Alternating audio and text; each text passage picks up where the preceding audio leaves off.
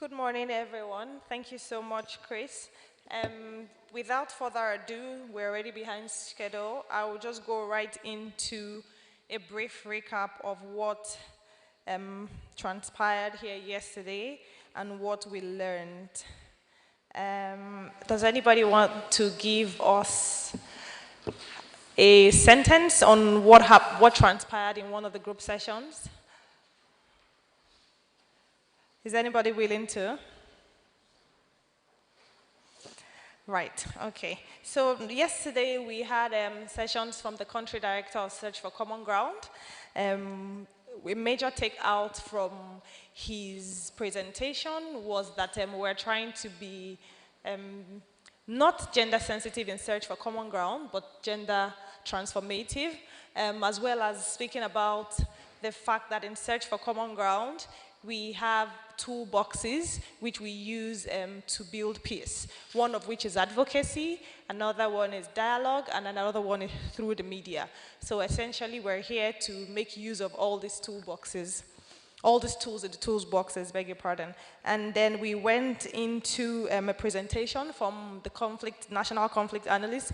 He gave us a quick overview of the doings from the 4 convenings we had at the in FCT, Kano, River State, and Lagos. It was just a rundown of all the communiques which we had already shared prior to the event with members of this conference. We also had a session from our global president from Washington, D.C., Mike Jobbins. He gave us an analysis of what Search for Common Ground does, as well as what this project seeks to achieve from the national perspective of Nigeria, the regional perspective of West Africa, and all the other countries where Search for Common Ground works. And then we went into our presentations yesterday. The first presentation was on unemployment, underemployment, and industrial violence. And we can say, and thank you again to our panelists and the moderator, it was a wonderful session. We took notes, the rapporteur took notes of everything that we said. A key takeout from there was to note the role that the government plays in either helping to curb unemployment, underemployment, and industrial violence. We also learned as well that there is violence in employment, for example, in the workplace, as well as learning that in industrial places, industrial cities like Lagos and Port Harcourt, violence takes place in such places. And then we went into the second session that spoke about public safety and security. Thank you so much to our academics. They exhausted that session. It was very interesting to learn from Dr. Adejo that there are some students, female students, that are ready to be married to Yahoo boys. That was a takeout for me. And that to also see that at some point in Nigeria's life, we saw corruption as a crime. But I mean, the Nigeria that we are today, that they are going to work and that's what they are doing. And then we have found that we're accepting that that's the new norm. We also had the perspective from our able police officer that was here yesterday. We are hopeful that he joins us this morning, who opened our eyes to some of the things we already know and some of the things that he mentioned yesterday, the lapses in the police system, and how that the budgetary allocations that we see on paper is not what happens in practice. That was an interesting session for me as well. And then we wrapped up the day with the very, very, very interesting breakout groups. On my way home yesterday, I was still pondering on illegal migration versus irregular migration. And so I got back home yesterday and I did a lot about it. Interestingly, I watched an EU panel yesterday on Channels News, and they had referred to it as illegal migration. But for whatever it is, thank you so much, Dr. Willie, for letting us know what the new normal and the new nomenclature that is being used for that. So yes, we had the group that spoke about that, and I think that migration came out strongly. So going forward, I think it's something that is contestable, as well as it's an area where we need more enlightenment, and we're hoping that the panelists today, who will be speaking on the two thematics that we have set aside, will be able to shed more light into that. And then we had the group yesterday also that spoke about unemployment. When we did that in our group work, we saw their presentation, and a key takeout from their presentation was also that, as much as we expect the government to always do for us, we should also see ourselves as a part of the government, and we should help the government to be able to help us. After all, we all make up the government. So this is my little recap. I had more planned, but because we are pressed for time, I have chosen to keep it brief. I don't know if I missed anything important that anyone just wants to remind us about. Okay, well, I'm standing in the midst of professors and researchers. I don't believe that I did justice to it, but thank you very much for boosting my ego. And then we would go right into the panel discussions for today. May I just chip in here that because we have started slightly later than time, we might be having a walk-in tea break. So once the panelists are done, the tea break, just like yesterday, is set just behind us. And then while we're asking our questions, we would want you to please, while the panelists take down our questions, after they've taken down our questions, we can proceed to take our tea break and have our seat, and then we'll continue with the second panel discussion. Thank you very much. So we'll go right into it, and I want to invite the next panel discussion we'll be going to is titled Gender-Based Violence and Human Rights Violations. Can we please have Mr. Livingstone Membere? And I want to specially apologize to Mr. Aremu. I had misspelled his name. It's an apology, and unfortunately we had printed out this agendas, so I beg your pardon, sir. I'm very sorry about that. His name is Mr. Aremu Adeyemi. Sorry, beg your pardon. His name is Mr. Aremu Samuel Adeniyi. Thank you, sir. And can we have Mrs. Mary George Beluola? Then the fourth panelist is supposed to join us, but apparently there's some gridlock on the way here. There's some unrest somewhere in her area, urban violence. So she will be joining us from her vehicle via Zoom. Over to you, Mr. Aremu. Yes, thank you for the audience. Good morning, ladies and gentlemen. This morning we are discussing gender violence, gender-based violence and human rights violation. I'm going to be talking from the general perspective to specific perspectives. I would like my panelists to introduce themselves, starting from the extreme right.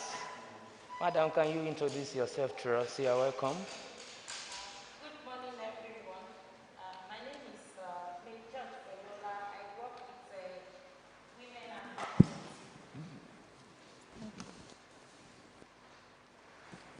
Good morning, everyone. My name is Mary George Beluola.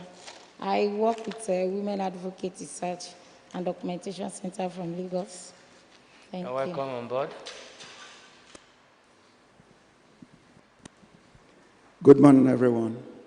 My name is Livingstone Membere. I'm the coordinator of the Partners for Peace in the Niger Delta, Rivers State Chapter. Thank you. You're welcome. This section will be discussing gender-based violence and human rights violation in Nigeria. And each of the panelists will have 10 minutes each to speak to the topics that we have on hand. Okay. I'd like to call our attention that we do not interrupt ourselves.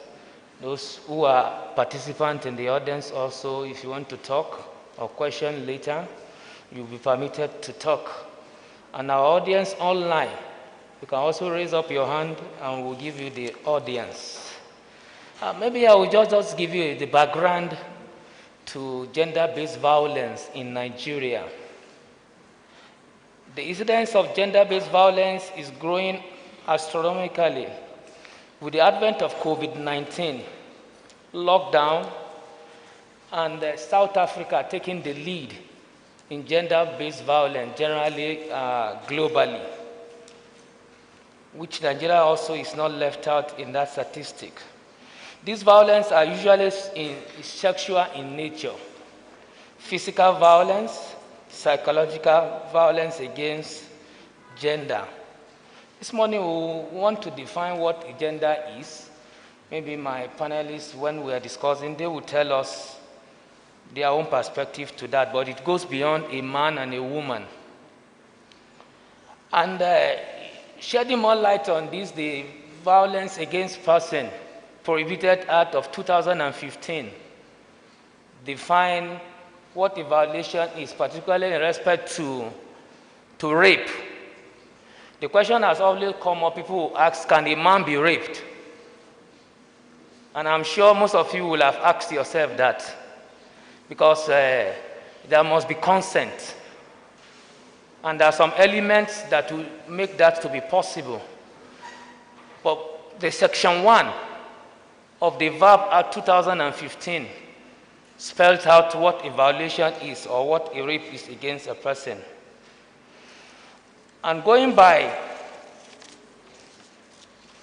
the human rights violations that we have in Nigeria, Chapter 4 of the Constitution of the Federal Republic of Nigeria as amended in 2001, specifically in Section 33 to Section 43, tells us of the rights of an individual person living within the territory of Nigeria. And about 10 rights that were stated there, among are right to life, right to fair hearing, personal liberty, freedom of expression, and so on. But can these elements be found in our society today?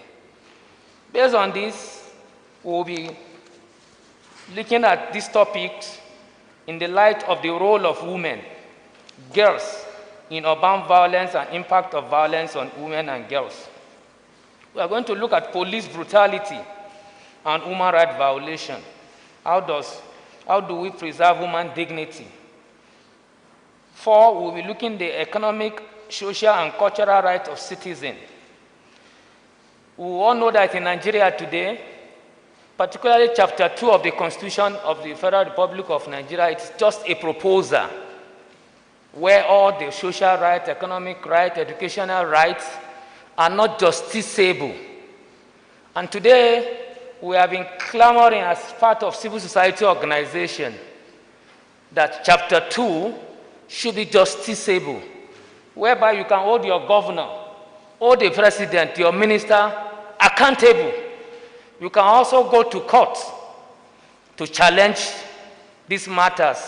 But because we operate on military-given constitution based on fraudulent and written by fraudsters, the Constitution of Nigeria in Chapter 1, the general provisions, say we. Then I ask myself, who are the we? Did any one of us in this hall sign that document? No. So this, from the Chapter 1 of the Constitution, the violation of rights have started surfacing. And to crown it all, Section 1, subsection 3, says the Constitution is the what? The supreme book that directs us in the country. That any other act or any other law that is not consistent with the provisions of the Constitution as amended will remain what? As inconsistency to the law. When we begin to see all this lacuna, then we will now ask, where is the human rights in Nigeria? Therefore, I will be taking on the panelists on this matter, equality and equity. Particularly when you look at Chapter 2 of the Constitution, the fundamental objectives and directive principles of state policy, you will know that we are operating on lies, and we need to start defining our association. We need to define our coming together as a country to have the constitution of the people. The one we had in 1999 is a military constitution, and therefore they need what? Amendment, or overall that what? Work in favor of human rights activities in Nigeria. Madam, I don't know, what will be your take on the role of women and girls in urban violence and impact of violence on women and girls in Nigeria? Thank you very much, my moderator, for this opportunity. I mean, you have really dealt with in terms of talking about the background of violence against women. And so I don't want to bore us, like, going through the definitions again. So I'll just quickly, because of the time, go through the question. And so looking at the impact and the role of women, if you look at it in our society generally, women are key agents of development. And so in terms of roles that we play in food production, in agriculture, I mean, in home management, all sorts of things that women are engaging at various levels of the society, be it political participation and otherwise.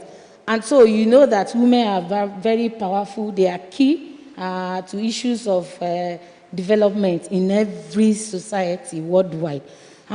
Be it as it may, even at this, like you have said, talking about the roles they play, you also agree with me that these women are also faced with all forms of discriminations, of issues of gender-based violence, ranging from physical, to psychological, sexual. Like you have said, when you talk about even rape, we also have marital rape now.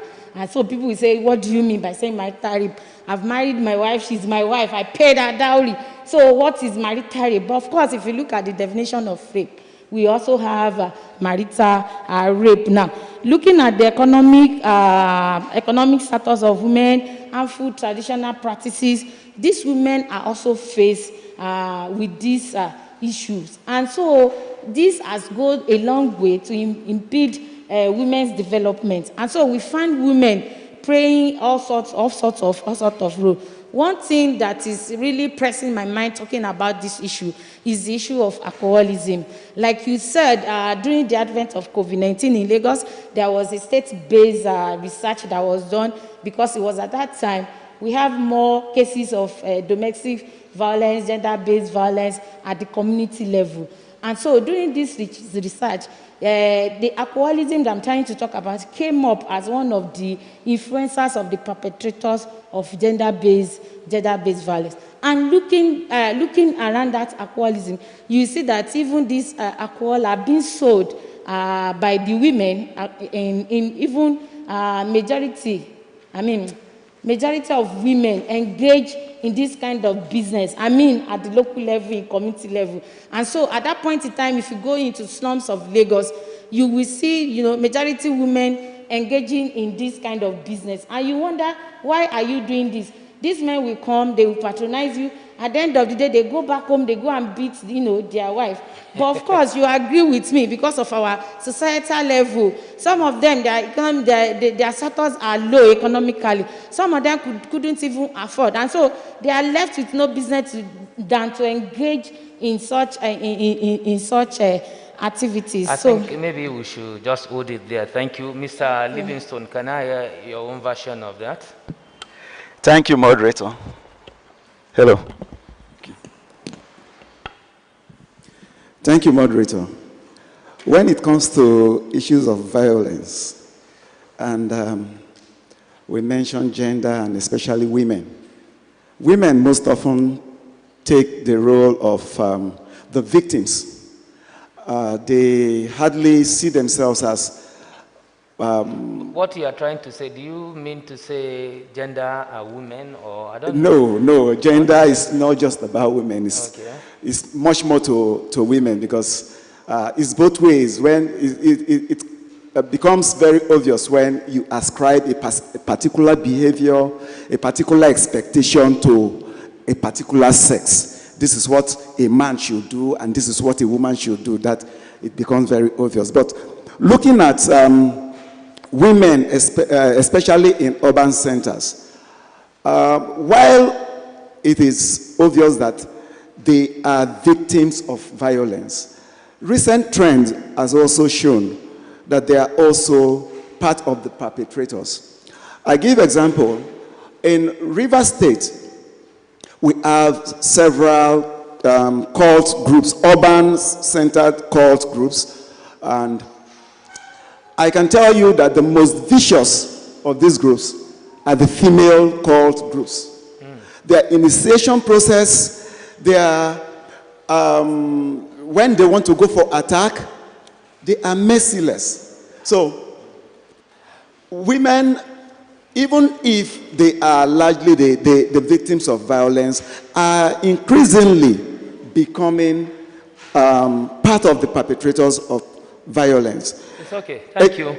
Maybe we have a panelist online, Gladys. We'll be having, let's have your say to this, Gladys.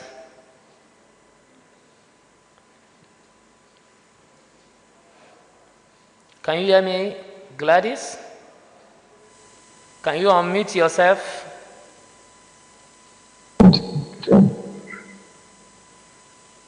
Okay, good morning, everyone. Sincere apologies.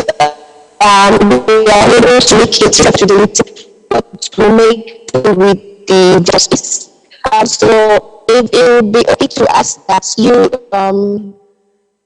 It appears the say if I did not the question. okay. Can you? She's what? Can you hear me?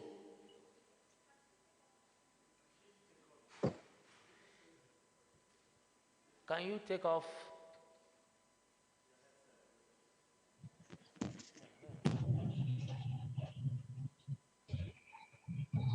Yes, Gladys, we are listening to you. Can you speak up?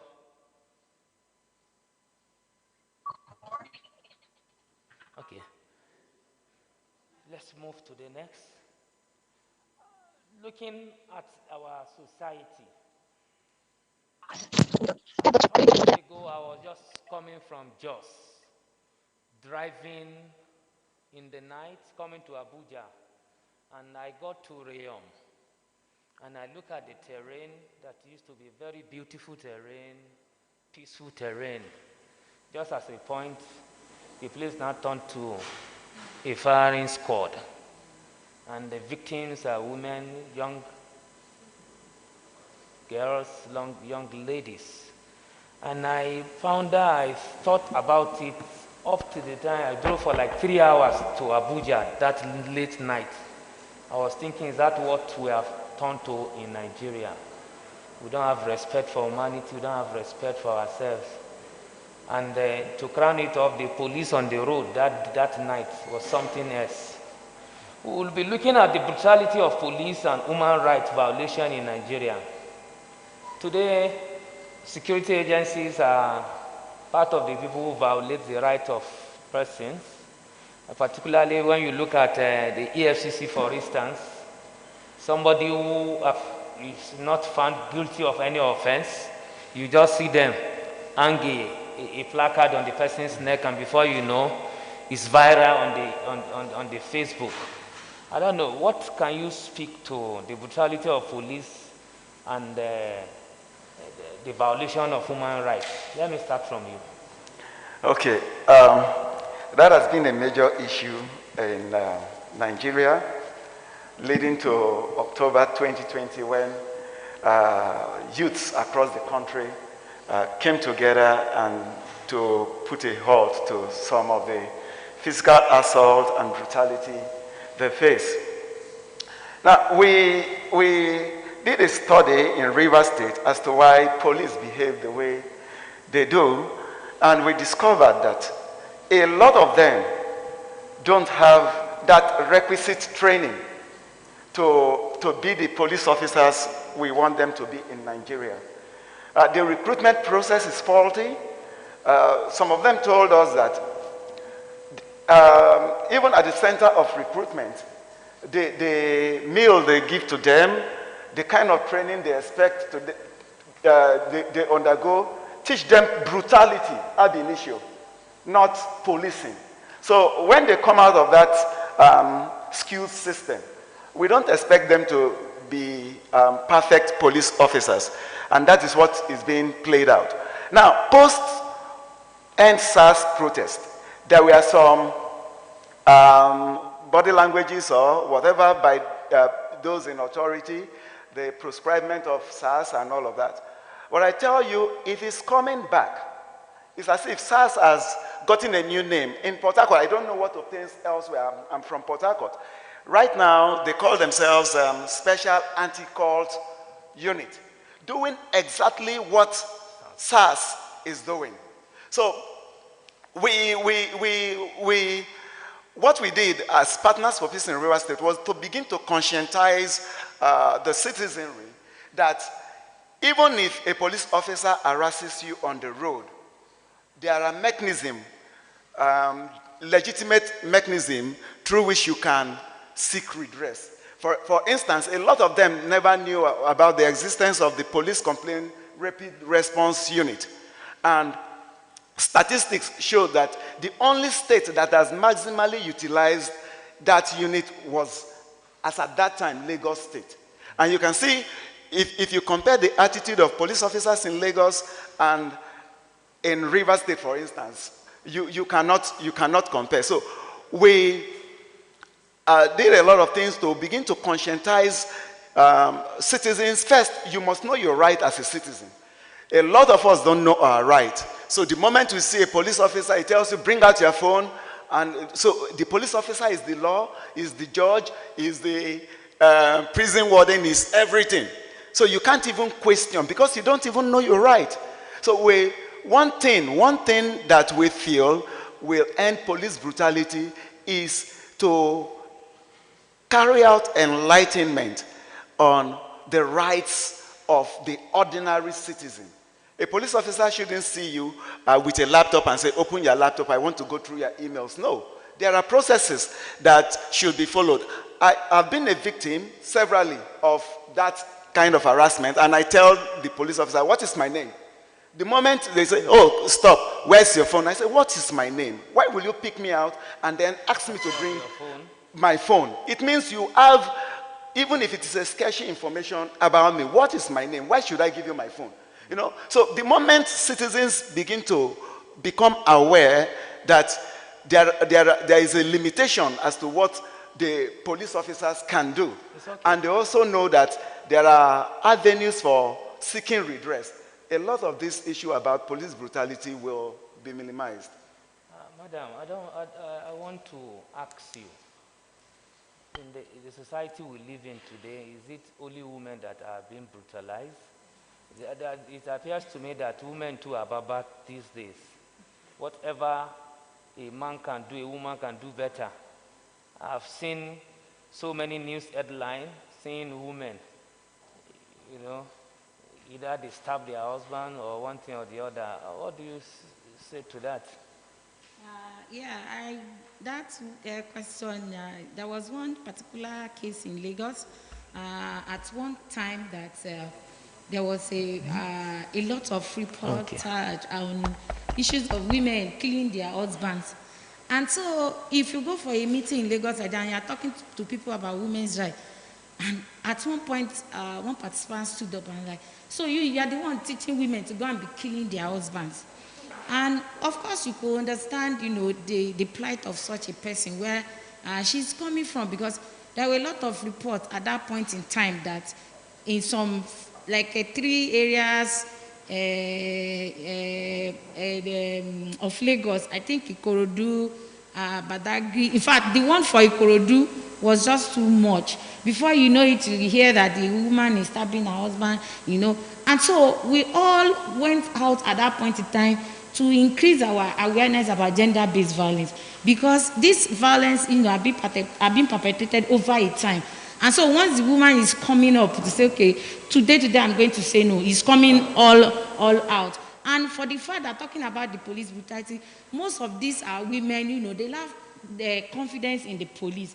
The psychological fact that you cannot get social justice did not even give them that avenue to say, okay, this is happening in my house, let me go and report at the police station. Even at that stage, when women will come to our office to say they want to, and if you say, please, but this case you can actually report to police, they say, police, do you think police will listen to me? And so they lack that kind of confidence in police. And apart from this, we also have some women, even in police detention, that are even experiencing, they have turned them to sexual objects at that point. Probably maybe they are seeking for help or whatever, who knows, but the fact that that person is in detention does not mean that you turn such a person to your sex object. The other last one I want to talk about is the issue of the COVID-19. For example, in Lagos State, most of women suffer the brunt of arrest, unlawful arrest of their sons, you know, husbands, because you cannot see a way where your husband is being, you know, arrested unlawfully and you fold your hand. Women go all out to say, okay, let me find a way to release my husband. Thank you. It's okay. I think moving away from this violence against women, against men, let us look at the society violence against one another, particularly the people who are in government, people who are in authority. Today, there is what we call social violence against us. Somebody is in the National Assembly and is pocketing close to 200 million. And the classroom teacher who is collecting less than 50,000 will not be paid salary for close to 6 months. I want us to speak to this economic aspect of human rights, social and cultural rights of citizens. Where do we go from here? Madam. Okay, madam. Thank you very much. Talking about social and cultural rights of the citizen, for me, I believe that it's the ability to earn a dignity and also participate fully in our society. But unfortunately, because of the way we find ourselves in the society, there's patriarchy system, there's stereotype, a lot of issues, you know, are affecting women, like restriction of earning a living wage is being perpetrated. Even if you want to get a job nowadays, you see all those youths, they say, hey, they ask me to come and, you know, put my body down. Despite that, you have masters, you have PhD, and so somebody is asking you that, no, if you don't go down with the MD, you can't get, you can't get this job. Another issue is the property defamation. They said once you are married, no, you can't own your father's property in some cultures. And so women are being denied in inheritance in some cultures, and they say no, you can't own properties. Thank you. Mr. Livingstone, what do you have to say? All right, thank you. I so much love the definition of violence given in South Africa. I've forgotten the exact year that convention holds.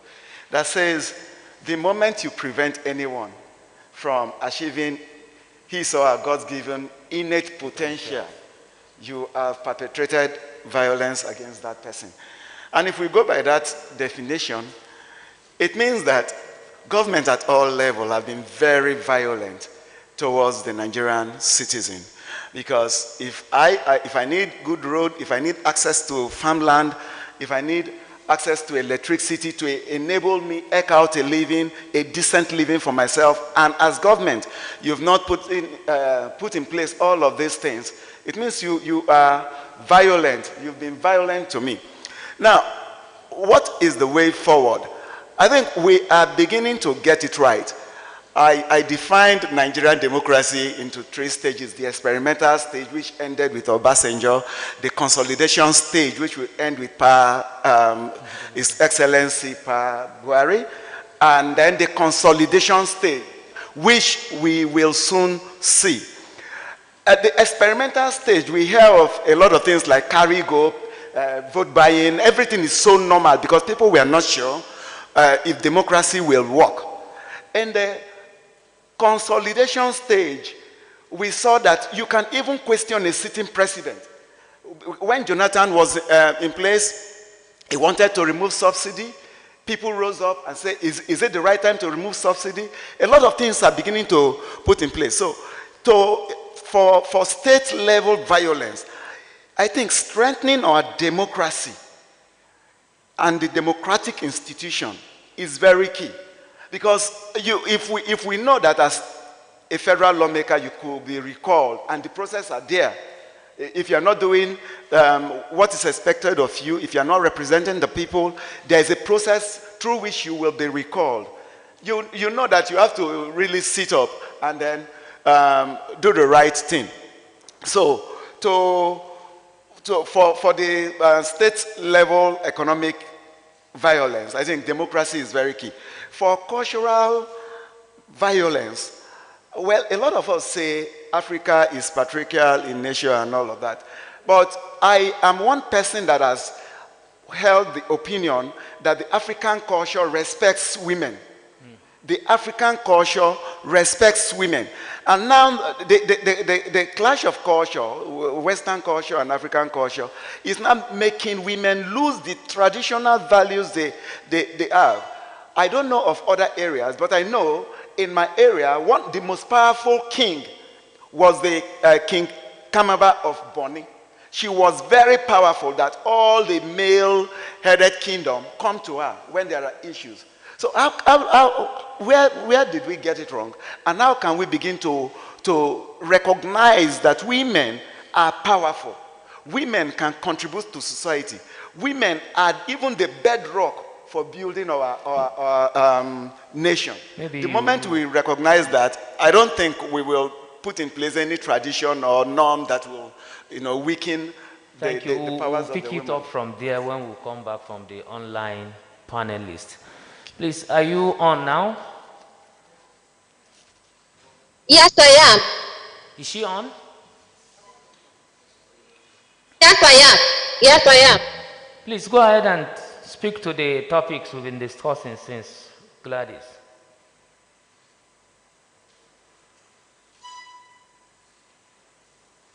All right.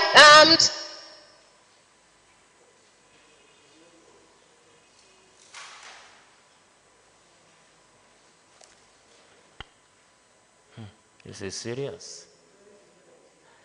It's okay. Let us come back home here. We do hear of equality and equity. And while I was going through this topic yesterday, and I realized two things from the Nigerian Constitution that is the foundation of our existence. So maybe about I discovered that the legislative list that we have in Nigeria have the concurrent lists and the exclusive lists. The items on exclusive list is 68, which means the federal government alone has right over those exclusive lists. And when you come to concurrent lists, where the state can deliberate and the federal government can deliberate, is just 12. Then I ask myself, where is the equality and equity in the system of this country? I don't know. Let me start from you. You made reference to the king that performed in your area because she's a woman. Do we say because she's a woman, that's why she performed better than the male counterpart? Or what do you have to say to that? I wouldn't say she performed better because she is a woman. But what I was trying to stress is that at one point in our national life, we recognized the important role women can play. And we should also begin to recognize that role right now. In terms of equality, several cultures have placed some disparity between the male child and the female child. And that was done out of ignorance. Because before now, there is a preference for sending children to school. They prefer the male children to go to school to any level, and then the female, maybe, if you are lucky, at the primary level is okay for you. But if you look at the contribution of the children, as parents, we know that the female children contribute more to their family than their male counterpart. Because the man, he has his wife to take care of, he has his sibling, he has his workers, he has a whole lot. And most of the times he doesn't even come back. So that was done out of ignorance. And right now, their knowledge is everywhere. We can compare what is happening in Nigeria with what is happening in any other part of the world. So there is now that awareness that everybody is equal. Everybody is equal. What a man can do, a woman can also do. Let me take her up. Yesterday I was just having a discussion with one of us here, and she told me that women were hiding under this equality and equity in not addressing the affirmative action of 35%, that they don't longer want gender. They should remove it and let them face what? The affirmative action of 35%. How will you react to that? Who will give you, sorry, who will give you the 35%? No. Women for women, sorry. Women for women in politics. How has it worked? If a woman wants to contest an election, a position, how has her fellow women supported her? That's why I want to hear her view. Well, in that regards, I want to say that gender-based violence is rooted in inequalities. Okay. Its root lies in inequality. And so it's cut across race, it has no boundaries, geographical location, even your status. And so when we talk about that issue, that is where the equity comes into play. And so when we talk about equity, and people say, so why are you acting for 35% affirmative action? But the issue of equity is why we are asking for that 35% of affirmative. And if you ask me why, I will give an example. For instance, now, let's say there is a wall, something like this, and so we have two people, and we're telling those two candidates to look at the back of the fence to give an account of what happened. And you see that, you agree with me that circumstances can come into play. And for example, the circumstances I'm talking about, looking at just the height of that person alone. If someone is short, another person is high. And then you have to balance. So there's need for you to balance the person that is short. You can't ask a short person in height to stand with a tall person. And so for them to look at, it's easier for that tall person to look at the back of the fence and give equal account, accurate account of what happened, unlike the person that is short. And so what equity is saying that what you need to do is just push a stool for the short person to leverage on, so that at the same time you are giving them a leverage, an equal opportunity and resources to thrive at the end of the day. There is this school of thought. I don't know what will be your reaction, madam, that you women, you don't love yourselves. Is that true? Well, for us, gender activists, and I believe in the rights of women. And so, for example, if you say women are their worst enemies, well, I will also say it's about our background, where we are coming from. It's a patriarchal society where you see that, no, men has an upper hand. Men, they have voice. In Yoruba, they will say they have gogongo. They can hide things. They can keep secrets. And so women can't do that. And you see that at the end of the day, even looking at it, because I have opportunity to work with women in politics, you see that even within political parties, it is men that will be pinching women against themselves. And so they will say, okay, it's the only woman contesting in that local government. So I want to sponsor you. Go and contest against her. And so because, the kind of, we are all human beings. It will come to play. You too, you want to tussle for power. But I want to tell us here today, evil men will do more than the women. We go all out to go and kill ourselves because of political power. Look at the way Nigerian politics is nowadays. And so we are even saying that we should give women, because women cannot kill. You can only fight, talk, do backbites and every other thing. It has not come to that level that it's okay, yes, because I want to be chairman of, so to go and kill somebody because of that. Kill as far as possible. So that's my take. Thank you. Thank you. From the audience seated here, I don't know, do you have? Okay. 1, 2. Okay, Prof, let me start from you, sir. Thank you. I know that women really suffer a lot. But I don't want to turn the narrative. But generally, if you click online, in Nigeria today, you will see many captions. Wives killing husbands, especially in the north, because maybe he wanted to have second wife. So what is happening? Also, men becoming, of course, endangered species. Women also attacking men. So something is happening.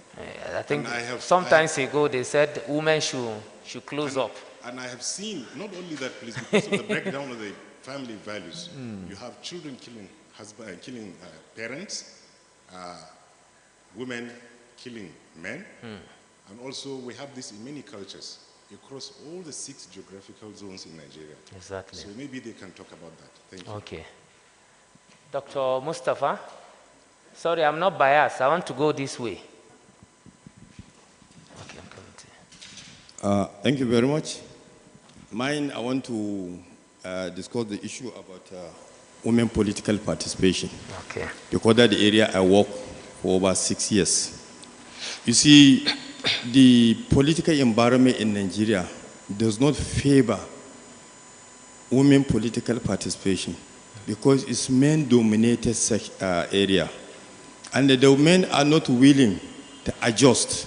Take my state, Kano, for example. We have 40 members of Kano State House of Assembly. We have done series of campaigns. There's capable and able women that are contested. We have advocated to all the political parties, the traditions and the rest. We even gather religious leaders who they have backed the women.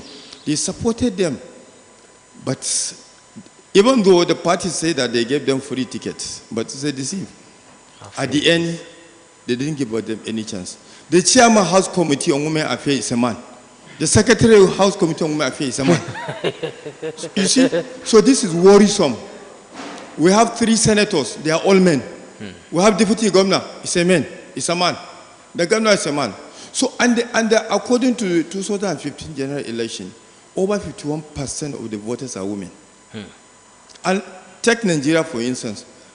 All the people who are in power, who are elected in the electoral, about half of electorates who voted into office are women. But they are not represented. Exactly. How many women are in the National Assembly? Okay. How many women are in the Senate? Doctor, thank you. So this is a source of concern that I want the panelists to articulate. Thank you. Madam Lillian, can you, Madam Lillian? Good morning, everybody. Simply put, women are a disadvantaged group in our society. And the reason is our culture of patriarchy. We have a culture where the man is put ahead, whether in terms of inheritance, in terms of position, the man is already there. And when you talk about violence against women, you find out that the man is an authority. A lot of people marry wives and they see wives as their property. I pay diary. You understand? So he's in charge. And so this has affected every other area.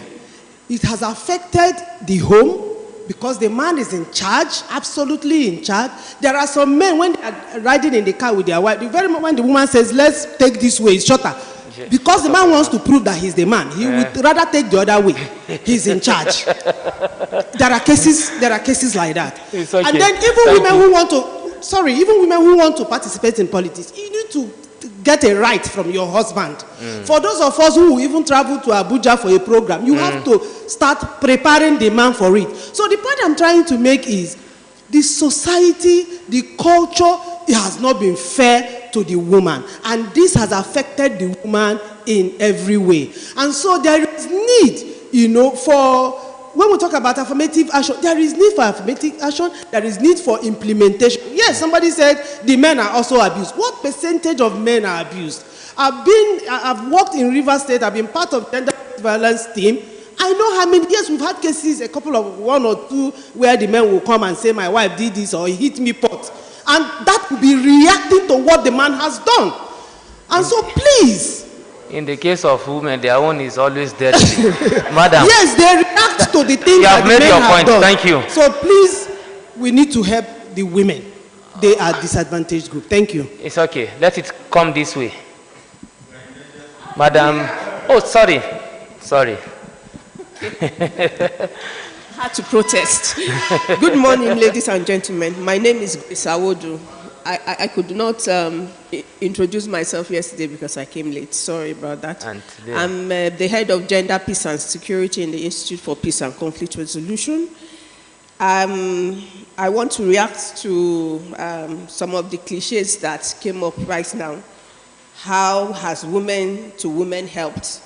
Women are their worst enemies. Wives are killing husbands.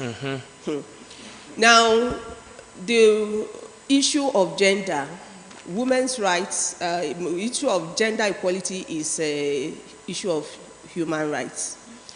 Now, it takes two to tango. Without women, a community is not formed. Now, when you say, how has women to women helped? We are not talking about women's representation or participation in a space by tokenism. We are saying that there are women who are available and who are capable. Now, we have the election that held in one of the political parties that it was only one woman that voted for herself. Now the question to ask is, to what extent did she engage other women? To what extent did she campaign? To what extent did she seek organizations that could partner with her to achieve her goal? Now, let me tell you, in Anambra State, for a long time, you have had more women in the Senate and in the House of Representatives. A lot of the times, you either have two women senators, and that shows, if you go there, even in this present election, they were there on ground, campaigning, doing what the men can do. We're not saying that all of them have such privileges. We are starting behind, and that is why we are asking for affirmative action. Thank you, Madam Grace. Can I move to Madam Rekia? Sorry, please, one more. The wives killing husbands is a reaction. We have this WPS program in Adamawa, Gombe, and Plateau. And the officer in charge of Correctional Center told us that the problem they were having now was that women were intentionally drugging their husbands, killing their husbands, because they were reacting to long-term oppression. Now, I was in Maiduguri like 2 weeks ago, and then while I was facilitating on this gender thing, and we had IDPs, and we were talking about why Resolution 1325 had to come into being, and the disparity in the distribution, in the non-sensitive, inclusive distribution. I was telling them why. He said, no, that why should they give women? That now when you give women will use the money to go and buy clothes, they will look fine, and they will dump them and go and marry a richer man. Honest, I was shocked when he said so. Thank you. So women don't have a right to aspire It's a social, it's a cultural thing. Let us hear the reaction of Madam Rekia. Then we'll come this way, back. Then let not my brothers say I'm pro-women. I'm coming back to you now. The issue of gender-based violence and the increase because of the COVID-19 lockdown. It is really true. There was increase in gender violence during the COVID-19. But most of the time, I will say the reason for the increase is because there is stigmatization in our area, Kano. Any woman or any girl that is sexually abused, people run away from her.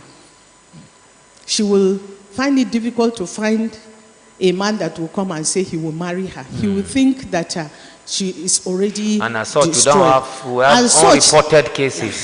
They don't want to report cases. We had a case of a neighbor raping his own neighbor's daughter. The case came to our office. We stood on the ground for that case. Do you know that they went and begged the parents that they should keep quiet because their daughter will be stigmatized. She may not get husband to marry. And at the end of it, they say, the case is no more our own. The case has gone to an NGO. Go and meet the NGO. We stood by that family. The boys now are in prison. They are jailed for 8 years. The other one, 15 years. You see, that is the reason why there is increase in rape cases. Exactly. If people will speak out, I'm telling you, rape cases will be... it's okay. Thank you, ma'am. And, excuse me, the second one, women in politics. To be sincere, women want to be in politics, but the men are domineering. The men don't want the women to be in positions where they can challenge them. They always feel that they are on top of the women. And that is why most of the time they bribe the women. They give them salt, they give them wrapper, they give them Maggi. And the women, we don't have money for that. And why won't you find men more in politics than women? So there will be more sensitization. It's okay. Thank you, ma'am. I'm coming to you. Thank you, panelists. Listening to you has been very insightful. I want to say this. As long as patriarchy continues to hold center stage, it's going to be very difficult to address gender-based violence because deep within, the gender-based violence study, we've been able to understand the unequal power relations that exist between men and women. And our cultural setting continues to reinforce discrimination and puts women by the sideline or puts women at the back. That inferiority is there. A woman is believed to be, is it seen and not heard? Or is it heard and not seen? So it becomes a challenge, and it will continue to be pervasive, except there is a policy, a core policy intervention. Yes, there are several policies, but what we are battling with is enforcement. Enforcement is another factor. The other day, I came across an illustration. Women were kept together with men on a racetrack. Okay. And then before the women on that racetrack was a washing machine, a baby crying, chores to be done, things to be done. And then on the racetrack for the men, it was completely free. How do you keep people at the same level and expect them to compete and get the same results? Now, all the women would have to scale the washing machine, manage the crying baby, have to, the hurdles are there. This gender disparity we are talking about is so evident. Okay. It's so evident, and it's it's evident in our social justice system. It's evident in our day-to-day engagements and interactions. Thank you, ma. Dr. Michael, then I'll come to you, Dr. Adejo. Oh, sorry. Yeah, I would like to go I want to go another way, looking at women in business. Oh, good. In business, we had this program called Livelihood and Empowerment Program, both for youth and women. I found that women are more, in fact, I think they are even more business oriented than men. And men, we felt threatened. Each time we go home to talk of, okay, allow your women to join this program. They go, no. Until when they start bringing money home, and at a point, they will become the breadwinner. And the men were like, no, we can't allow our men to be the breadwinner. And that is one of the issues that we have. And going into business, even in Kano, like where I know, you find the majority of people in the business in market are men. Selling even women underwear are men. Yes. So these are issues that we need to also look at to see how we can empower the women to do more business.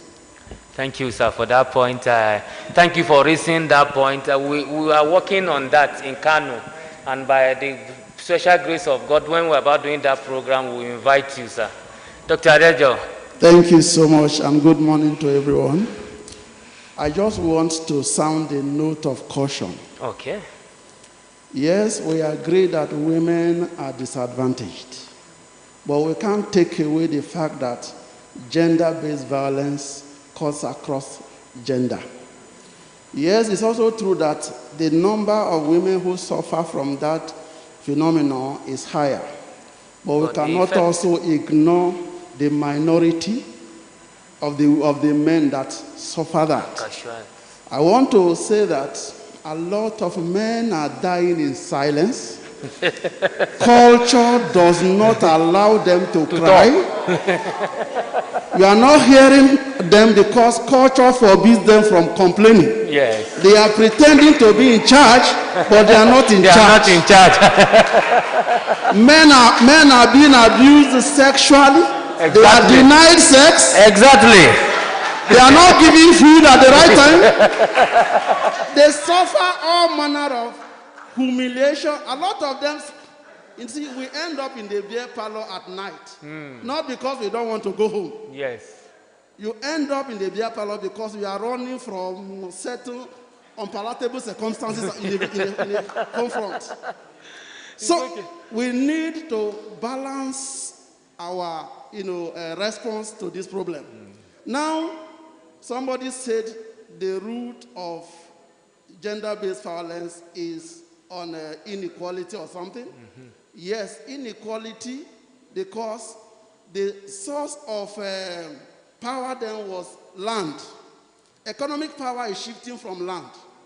And so you see a lot of women who are empowered, who are economically even stronger than their men.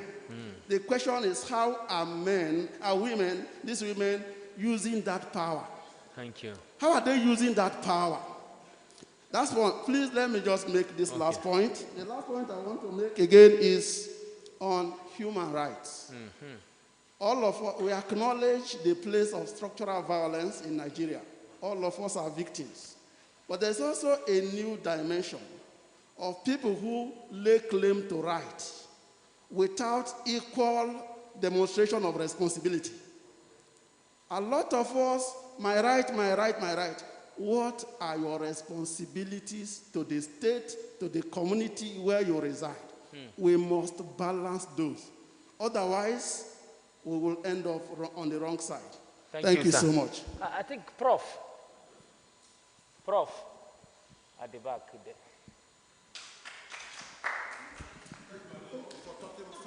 Thank you for saying my mind.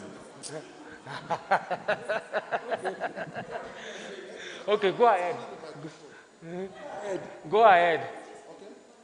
Okay. I should talk? Yeah, go ahead. Okay. Thank you very much. Let me stand on the last speaker's position on all this matter. I have always wondered why we have kept rigmaroling over these gender issues for years. Scholarship, feminism, we have been running around circle, not achieving anything. We should by now move away from this kind of discussions. For instance, if you say, gender-based violence is based on patriarchy, Remember also that matriarchy preceded patriarchy. Any anthropology anywhere will tell you that. It was a women-dominated cultural system before men, before patriarchy. But even patriarchy, if you read Chiwenzu's book on anatomy of female power, and then there's another book called She for Violence. I've forgotten the author. The She for Violence is a documentation, it's a universal research that shows that women are capable of violence all over the world, every community, every society. So the perpetuating violence is not something that is done by men alone. It is equally, even worse done by women.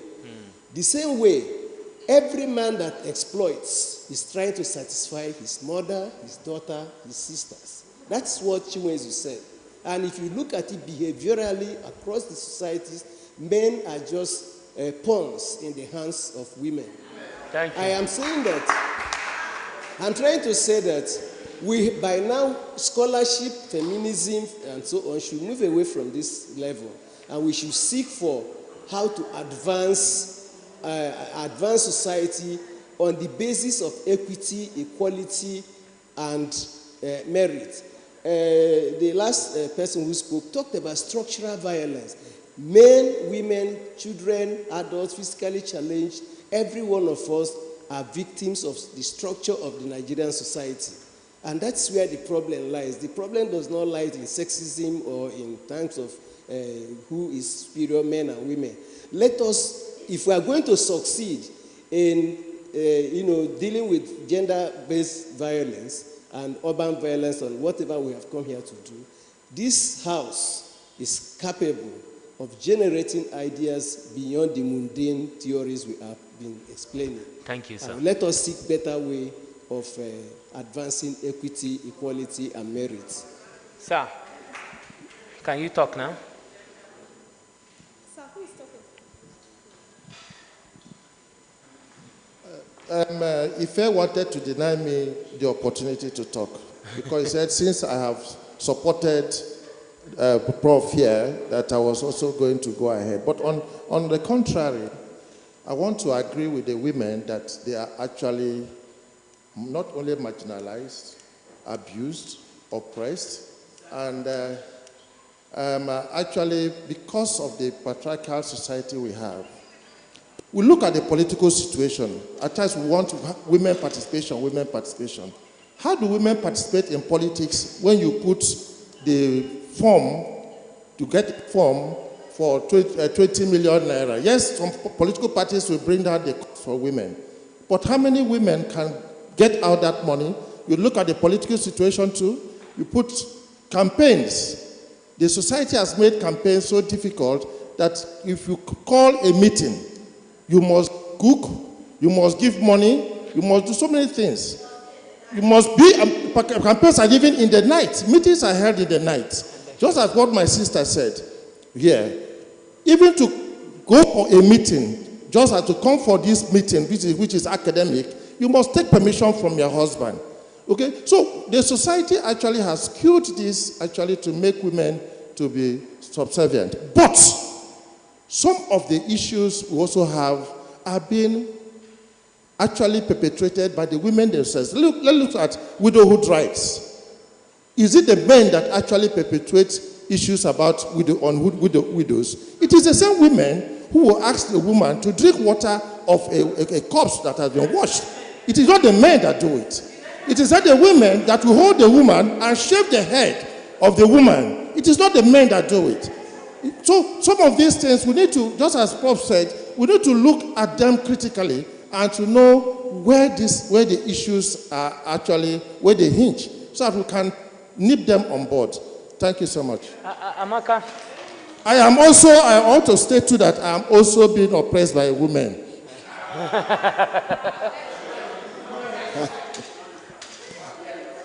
All right, thank you. Though I am a male champion, but I get worried at times when women do not know actually what their positions or what they have inside of them to actually get to the position they're supposed to be. I'm leveraging from what Prof has said. He has said equity, equality, and merit, and which is very critical for any woman to get any position in politics. I remember in 2011 when the issue of that 5 affirmative for women was there. It was as if any woman that comes out, we just have it on a platter of gold. No, we did a job on closing gender gap in politics, and we were able to train about 120 women aspirants. And before then, we had meetings with about 6 political party leaders as to know why women are not having position in their identity. Now, the outcome of that was that women don't come for meetings, the women don't participate, and it is not possible for them to assume any position. Rather, they can decide to ask them to be the treasurer or whatever they want. And during that training, we discovered that most of the women who want to go for councillor, House of Assembly, and one of them, House of Representatives, they do not even know, had not even seen the constitution of their party. They don't even know their rights, including international laws and local laws that could empower them to stand up and maintain their position. If a woman is able to know all of this and you're intelligent enough to stand and speak before the men, most of the men today, most of the politicians we have today, they don't know their left to their right. It's just that they can be able to gather the boys and be able to, and then find themselves there. But a woman who is able to develop herself intellectually, and you can stand out and speak where the man will go and sit down, you will certainly get that position. And then the other women should also support their fellow women. They will be able to get there. Thank you, sir. I think I'll give Amaka 30 seconds. Amaka, 30 seconds. Okay.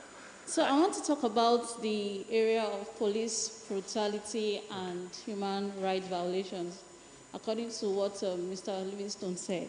Now, he talked about we knowing our rights. Very good. But the thing we know about Nigeria is knowing your rights is in theory and not in practice. Now, in practice, it's either you pay to get out of that situation, or you have a very strong connect to get you out of that situation, or you know people like Sega, Link, and the rest. So for us, apart from knowing our rights, we should also find a way, or the government should find a way, to do a general overhauling of the Nigerian police system. That is, having their officers' minds to be renewed and having their thought process positively. Thank you. Thank you. I don't know, we just have to. Alimi, I'm sorry. Precious, I think we will have time to speak. Teme, I'm sorry. Yes, I wanted to say that if we're having our tea break, okay, just so that we stay on time, we can have our tea break while these recommendations and suggestions are still going on. Okay. Can we do that, please? Just Yes. so that we're on time and we finish in time. It's Otherwise, okay. we would stretch the time. Okay, let's ask you.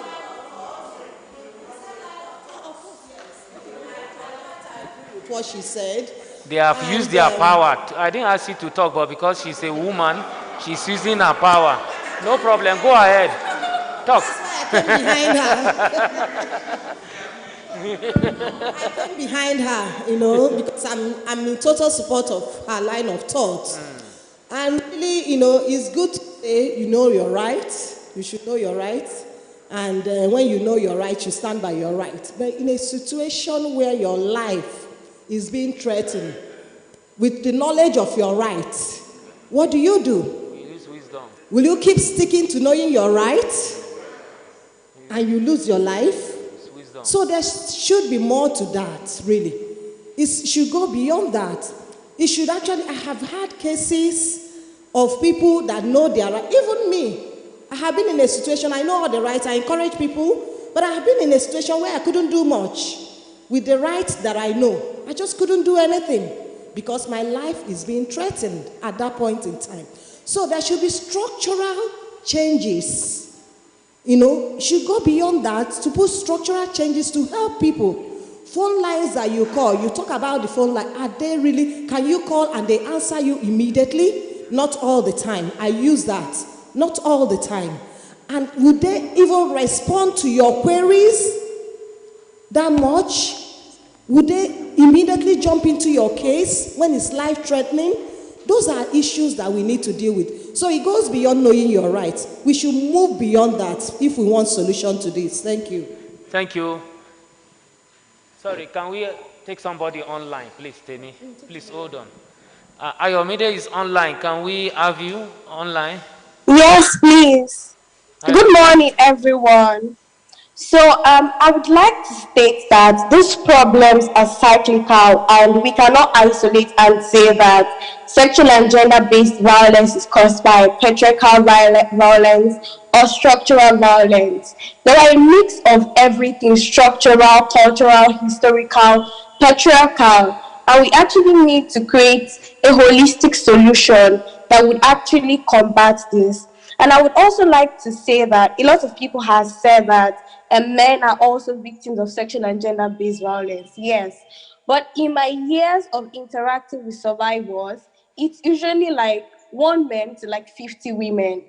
So I would like to say that it still boils down to the cultural violence of men not wanting to speak up. So we need to create systems that will encourage men to speak up.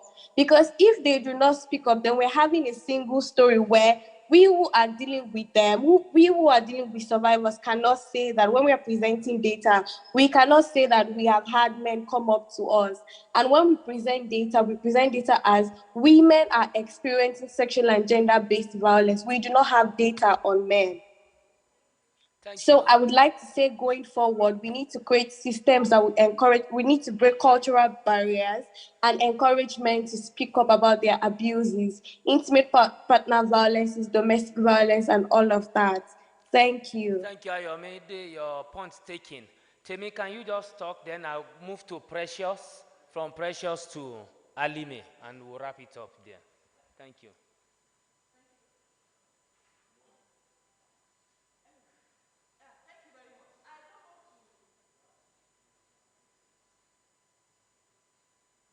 Thank you. In reaction to, sorry, sir, I don't know your name, but you said in the study you people did, the women, they realized that the women don't come for meetings, the women don't know the values and know this and know that and documents and all that.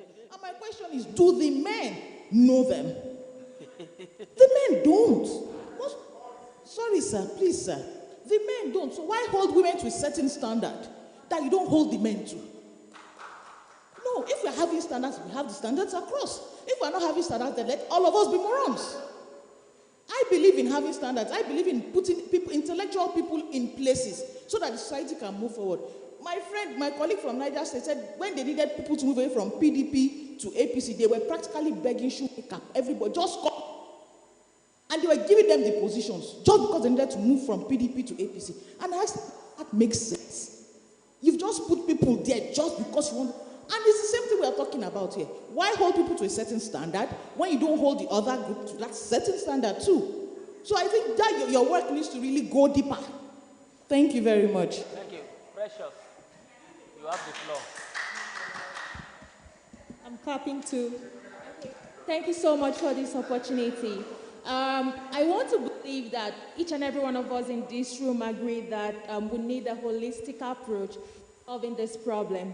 And one of the approaches I talk about is that, this is more like a question, what are we teaching our children in home? The children we give birth to today, the boys, the girls, what are we teaching them if we want to solve patriarchy? Is domestic chores being defined by gender in our homes? What are we saying, oh, boys, this is what you do, girls, this is what you do, you are only to be cooking, the boys are not cook. What are we teaching our children? How are we raising them? Because this is part of the solution. Are we telling our boys that, oh, you need to know that you don't raise kids as a woman? Even the same to the girls. It's not only the boys that we're talking about, it's vice versa. What are we teaching our children? This is something we need to look into. Point taken. Alimi, and we'll wrap it up from there. All right, thank you very much for this exciting conversation on gender-based violence and human rights. Generally, we can notice that we are already at this stage of value lock-in. So what I think we can do out of this, session is to come up with a kind of structural revolution. At the same time, let's be very careful, not giving women much power. I'm sorry to say, we observe European society, how we are having dysfunctional families in Europe. Why are we having such, phenomenon there? Because they gave women too much power. That's It's okay. Thank you. Thank you, my panelists. Thank you for coming here. Ife, I hand over to you.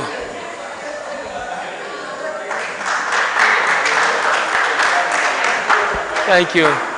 We can all agree that this has been a very interesting session. I have personally enjoyed it. Maybe my best so far. I mean, I'm a woman, I'm a youth, so yes. Thank you to all the women that stood up for us. And to all the men, no tea break for you. But I'm just joking. I'm just joking. We have tea break set at the back, and we can please go and have it. Can we just have tea break for 15 minutes? We can sit while we're eating so that we go into the next panel discussion. Okay, 20 minutes. A woman has spoken.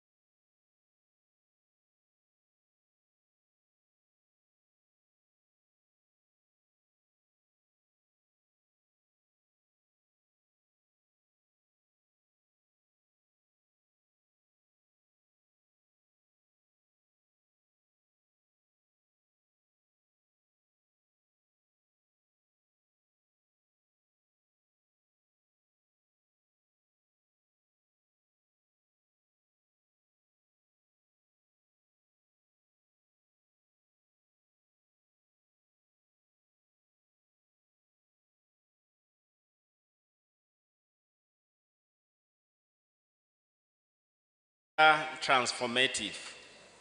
And in doing that, we need to transform the way we do things in this country. For instance, when we are talking about politics, which drives policies in this country, the modus operandi of our politics should also be transformed. Today, you find out that political parties will tell you that, oh, they have a position for women leader, or they have a position for youth leader.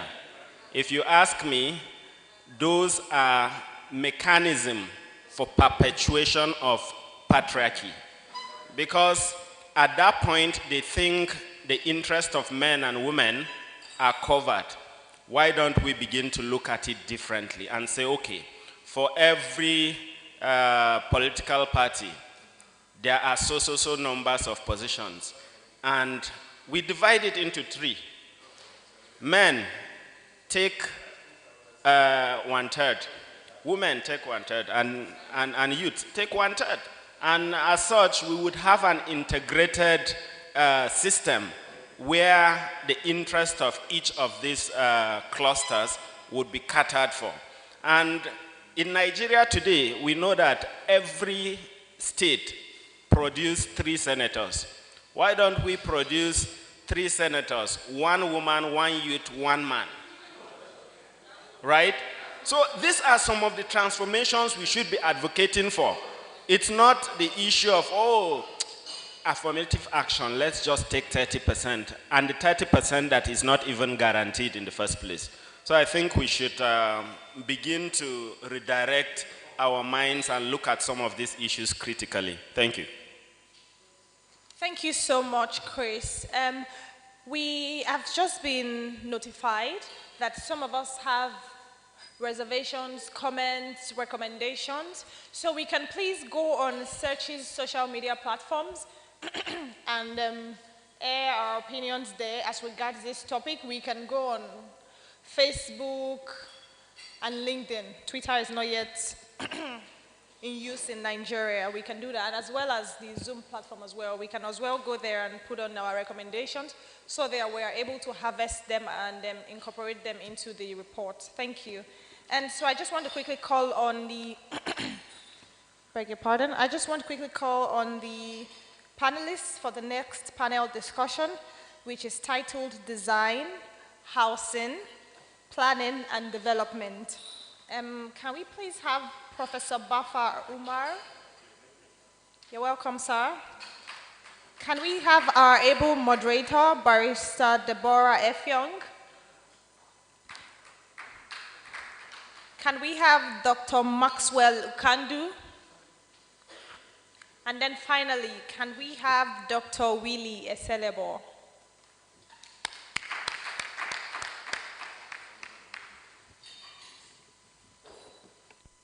Over to you, Barrister Deborah.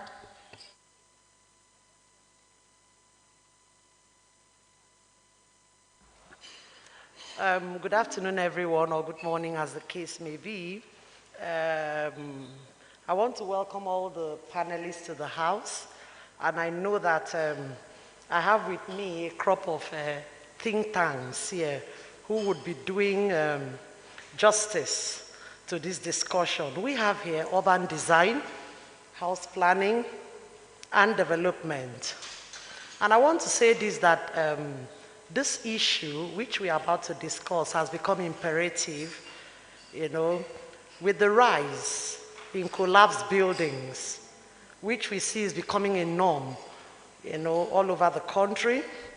Yesterday I saw something on the internet precisely from the Punch newspapers, and it had it that Lagos alone has not recorded any form of conviction, you know, with respect to collapsed buildings. And that in the last 7 years, 213 lives have been lost, and 145 buildings have collapsed in the past 13 years. I think when we are discussing development, especially with respect to house planning, urban design, these are some of the things, some of the issues that will throw up itself, you know, with respect to this discussion. And then also we have the issue of the Land Use Act or do we call it land grab? We still have a moribund law, which is the land use decree, or the land use act, sorry, and which leaves all the lands in the hands of government.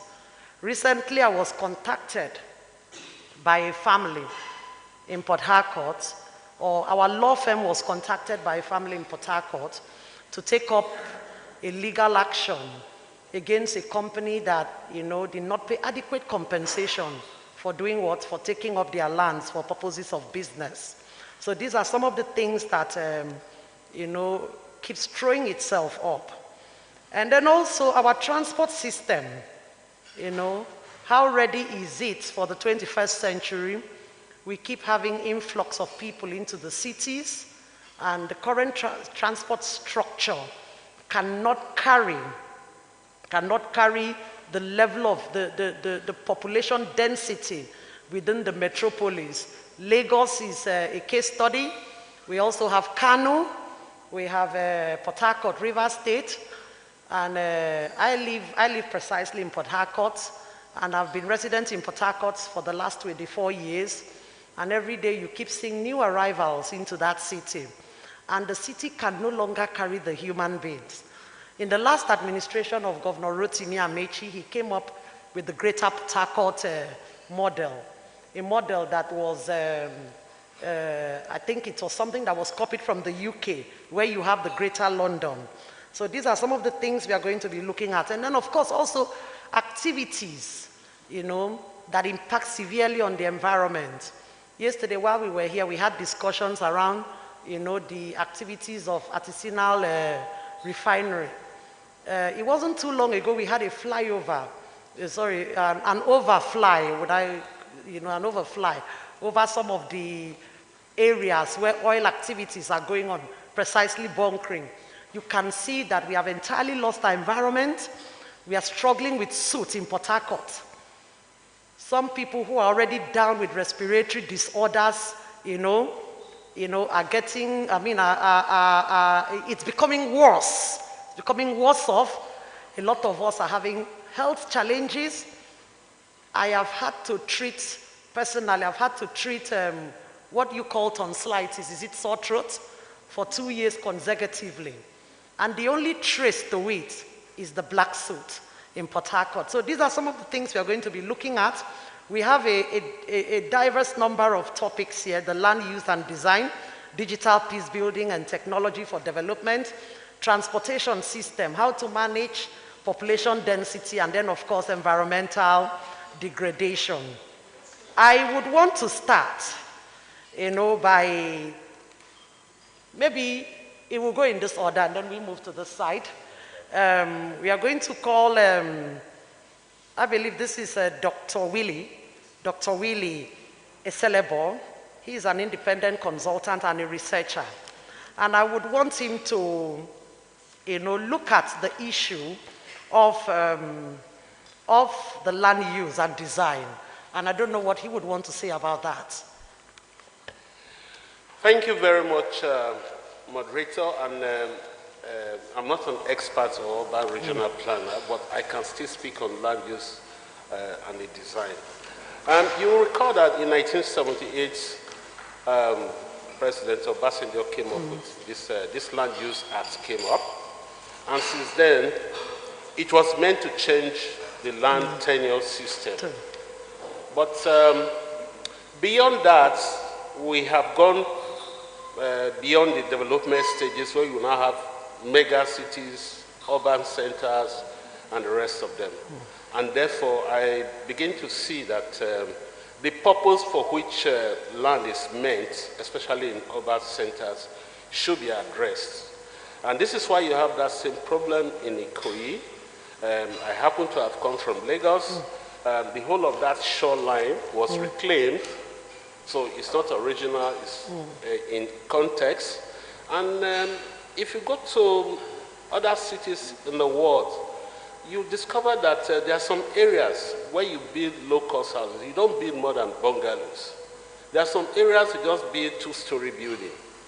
But in some areas, you have skyscrapers. But That is not the norm in Nigeria. We have mixed residential areas mixed with commercial area and different kinds of business centers cropping up around those areas. And Lagos Island is particularly notorious for that. It's not only Lagos, but in some of these mega cities, who are the developers? They are not just ordinary people. They are people with money, people with influence. Either the only way you can probably make money in this country is through politics. And this is why you have the recent collapse of building in Ikoyi. So that means with the money, they are able to influence shortcuts and building approvals. They are able to buy their way. And you need to be sympathetic with the Lagos State Building Control and the rest of them. We have incidences where if you are powerful, because the same police structure you use accompany them to enforce such laws, the same builders and people who are building those high skyscrapers also have the same protection. So where do you go? And sometimes instructions come from Abuja, even if they are arrested. The man, unfortunately, who lost his life, though we sympathize with him, had a stint with the Lagos Building Control, but eventually he was arrested, detained, and released, and he continued in his usual business. We also discovered that people don't follow the rule. There is the Nigerian Institution of Surveyors, Engineers, and the rest of them. So we need to engage these professionals in our building society, in building.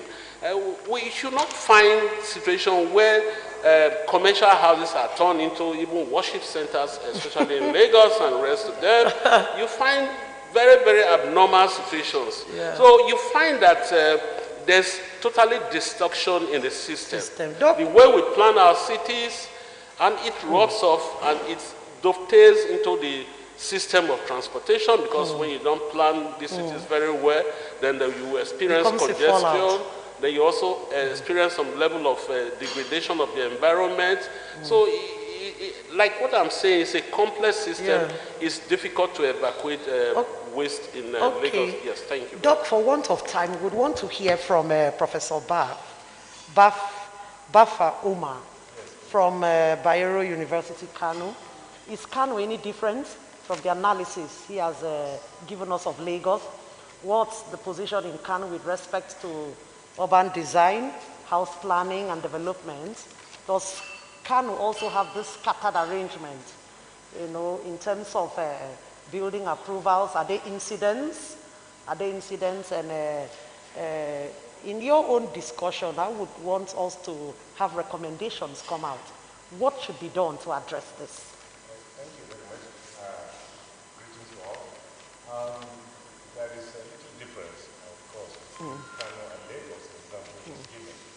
But if you want to understand the issue from a wider perspective, you have to start from the colonial period. During the colonial period, the colonial authorities created certain enclaves, certain areas they call GRA. Of course, with all the facilities, with paved road, with water facilities, with electricity, hospitals, and of course, educational institutions, and for workers, and for their for expatriates who come. Now, after they left, we continued with that kind of arrangement. You can see in many of the states in Nigeria, whether Ibadan, Port Harcourt, Kaduna, Kano, and other places, we have GRA areas. Now, but the inner city is different, in which the arrangement, the settlement is not quite good enough without modern facilities. And of course, we don't have many high-rise buildings like in Lagos, but in the inner city, this is where you have problems. Of course, you have ghettos, slum, and urban poverty, problems related to crime, congestion, and many other problems of access to critical facilities. Do we have issues of desertification in Kano? Well, not quite, but Jigawa, Yobe, and some other states have issues with that. Okay, but of course, because of climate change, things are changing. So does that create an influx into the city of Kano? Do we have migrants coming from those states? Of course. Since Kano is better off? Of course. Take note, please. According to the 2006 census, Kano has the largest population in Nigeria, followed by Lagos. Even though I know Lagos is always agitating, that it has the largest Up until now, I thought Lagos had the highest. Yes, but statistically, Kano has the largest population. It's on the lead. Okay. No wonder election results, they are always very, very touching for us. So really there are issues, yes, there are issues connected to the inner city and the problems of crime, since we're discussing about urban poverty and urban violence. Remember at the beginning, the summary from Kano was presented. And of course, there are some issues connected to crime because of unemployment and other things. But the issue of buildings collapsing, inability to observe the protocols for building and other things, is all over. We're all in Nigeria. We don't have rampant cases like in Lagos, but of course we have issues because of corruption, because of mechanism for control is weak, and professionals are not patronized, and people who have money, like you have said, like Doctor have said, you know, can find their way, and of course can influence things. But in Kano now, we are witnessing many high-rise buildings coming up, 3, 4, 5-story buildings. Even though we have Bank of the North, former Bank of the North, which is about 11-story building. We have 7, 8, 10, and the rest, but not like Lagos, which before had about 36. That is for former Minister of Communication, Federal Minister of Communication. Okay. Now, Kano is growing. The population is big. We have many migrants coming in from not only the neighboring states, please, but from the Sahel. They come in because Kano is known for commerce. It's a very big business community. They are coming to do business. And you have a couple of millions coming in and going out. Then you have the residents who are there. Okay. Then we have about 8 metropolitan local government areas. And they are overstretched. And they are moving into the local areas. Yes, of course. Okay. They are reclaiming the local areas. And of course, Kano is booming. Okay. Yeah. Okay, thank you very much, Prof. We are going to move to Dr. Maxwell Ukandu. I don't know if the situation in Enugu is different. I see Enugu as an emerging, is that Enugu? Veritas University? Veritas University is here in Abuja. It's here in Abuja. Okay, I was thinking it was somewhere in Enugu. Okay, so that means you'll be speaking in relation to the FCT. Or you will just take across. With respect to Enugu, because I was there before now. Okay. So I know that Enugu and some other cities are emerging cities. I would call them emerging cities because they are not yet at the mega level, and then cosmopolitan activities are still mid-level in those places. I would want you to also give an overview of your perspective of urban design, house planning and development, you know, with respect to the FCT, and then also maybe looking holistically, you know, at the country. And then the concept of digital peace building and technology for development. Yesterday, I got really bothered when the Yahoo story kept repeating itself. Is it that the young people, you know, cannot transform this knowledge, you know, because why Yahoo is thriving is technology. You know, they basically leverage on technology. You find young people who are able to hack into accounts. Hack into accounts. A prof yesterday, Professor Ihan Nacho from University of Port Harcourt, talked about cyber crimes, how they hacked into DSTV. They hack into banks, and then they get people's money.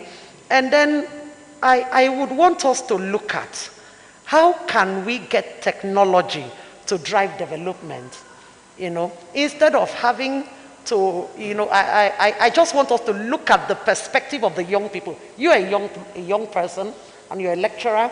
In your interface with your students, you know, what do you think can be done, you know, to drive this concept of digital peace building and then technology for development?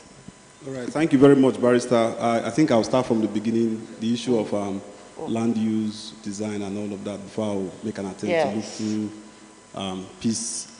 digital peace building. Now, the entire business of land use, land design, urban planning is entirely situated within governance. There are governance issues. So that what is the government doing to regulate use of land? Of course, we cannot say within the Nigerian space we don't have regulatory agencies, professional groups that have standard to enforce. All these things exist. But the point always remains that people who are in the right place, of course, those who are meant to enforce, give life to government policies. Which ministries at the federal level is saddled with this responsibility? Is it Ministry of Interior? Or Ministry of Urban Planning? What do they call them? There's urban planning, of course. You know, there is a duplication of, the urban planning, duplication of MDAs. So there are several of them. You have the FCDA, you have several of them scattered in other parts of the, so which agency takes responsibility? Is it the state or, or the national superimposes over the state? No, but of course, within the context of FCT, precisely, there's FCDA, which has overriding influence over everything developmental within the context of Abuja. Okay. So they have that mandate to look through all that transpires with respect to infrastructure, building, drainages, and all those socioeconomic and environmental impacts. They have that mandate. But to a very large extent, of course, we are aware of the great work that one of the former FCT ministers championed in Abuja to give it a facelift. In fact, Abuja FCT has a master plan, well documented, blueprints, everything wonderful. But talking about implementation, to what extent have they implemented it? But that has not been extended to the adjoining cities. We have places like Maraba, Kubwa, Gwagwalada, and the rest of Nyanya. But it looks like efforts are concentrated within the capital, the core capital. All those fringes, there is a lot of, mess. You find out that you don't even have proper roads. Access is a problem. And then, I don't know whether by extension, the FCT or the FCDA, looks out. Already, anyway, I hear that some of those places belong to other state governments. Some are in Nasarawa, some are probably in Kogi State, some are in Niger State. I don't know. But within the FCT itself, do we have an extension of close monitoring? Barrister, let me come in this way. I think as far as FCT is concerned, there is a blueprint. Okay. Every aspect of the area councils within FCT, they have designated expectations. Okay. For example, the axis that operate from Buhari, from the master plan, they say this is educational zone. But to what extent have they complied with such policy intentions? Is it fair? Nigerian Law School, yes, we agree is there. JAMB is there. Is that all about the educational zone? Where is National Open University? Where is Federal University of Abuja? You see the point? So the point is, to what extent do they implement these policies, well thought out policies? So it's often a case of implementation, the will, the political will, administrative will to get policies implemented. At some point, still within this FCT, we had cases of demolished buildings. There was a massive thing. That was the time of El Rufai. Of course. When he was either the minister. FCT minister. FCT minister, there were lots of demolished buildings.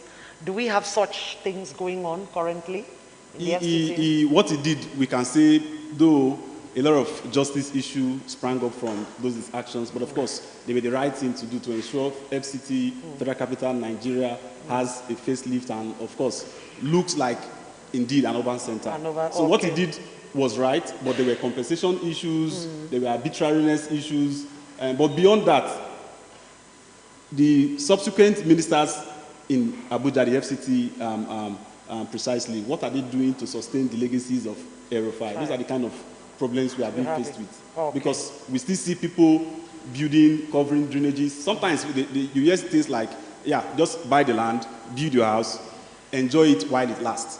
You may enjoy the property, maybe say 10, 15 years. Suddenly the government wakes up and like, this place is designated for this, you have to leave. And you begin to hear cases of demolition and, of course, abuse. They are oppressing me, maybe because I'm Igbo, maybe because I'm Yoruba, maybe because I'm not Tiv, or because I'm not Hausa thereabout. Whereas they have gone against stipulated land use regulations. Okay, so let's see about digital peace building quickly. All right, for digital peace building, the idea centrally has to do with how do we identify the connection between technology and peace, broadly put.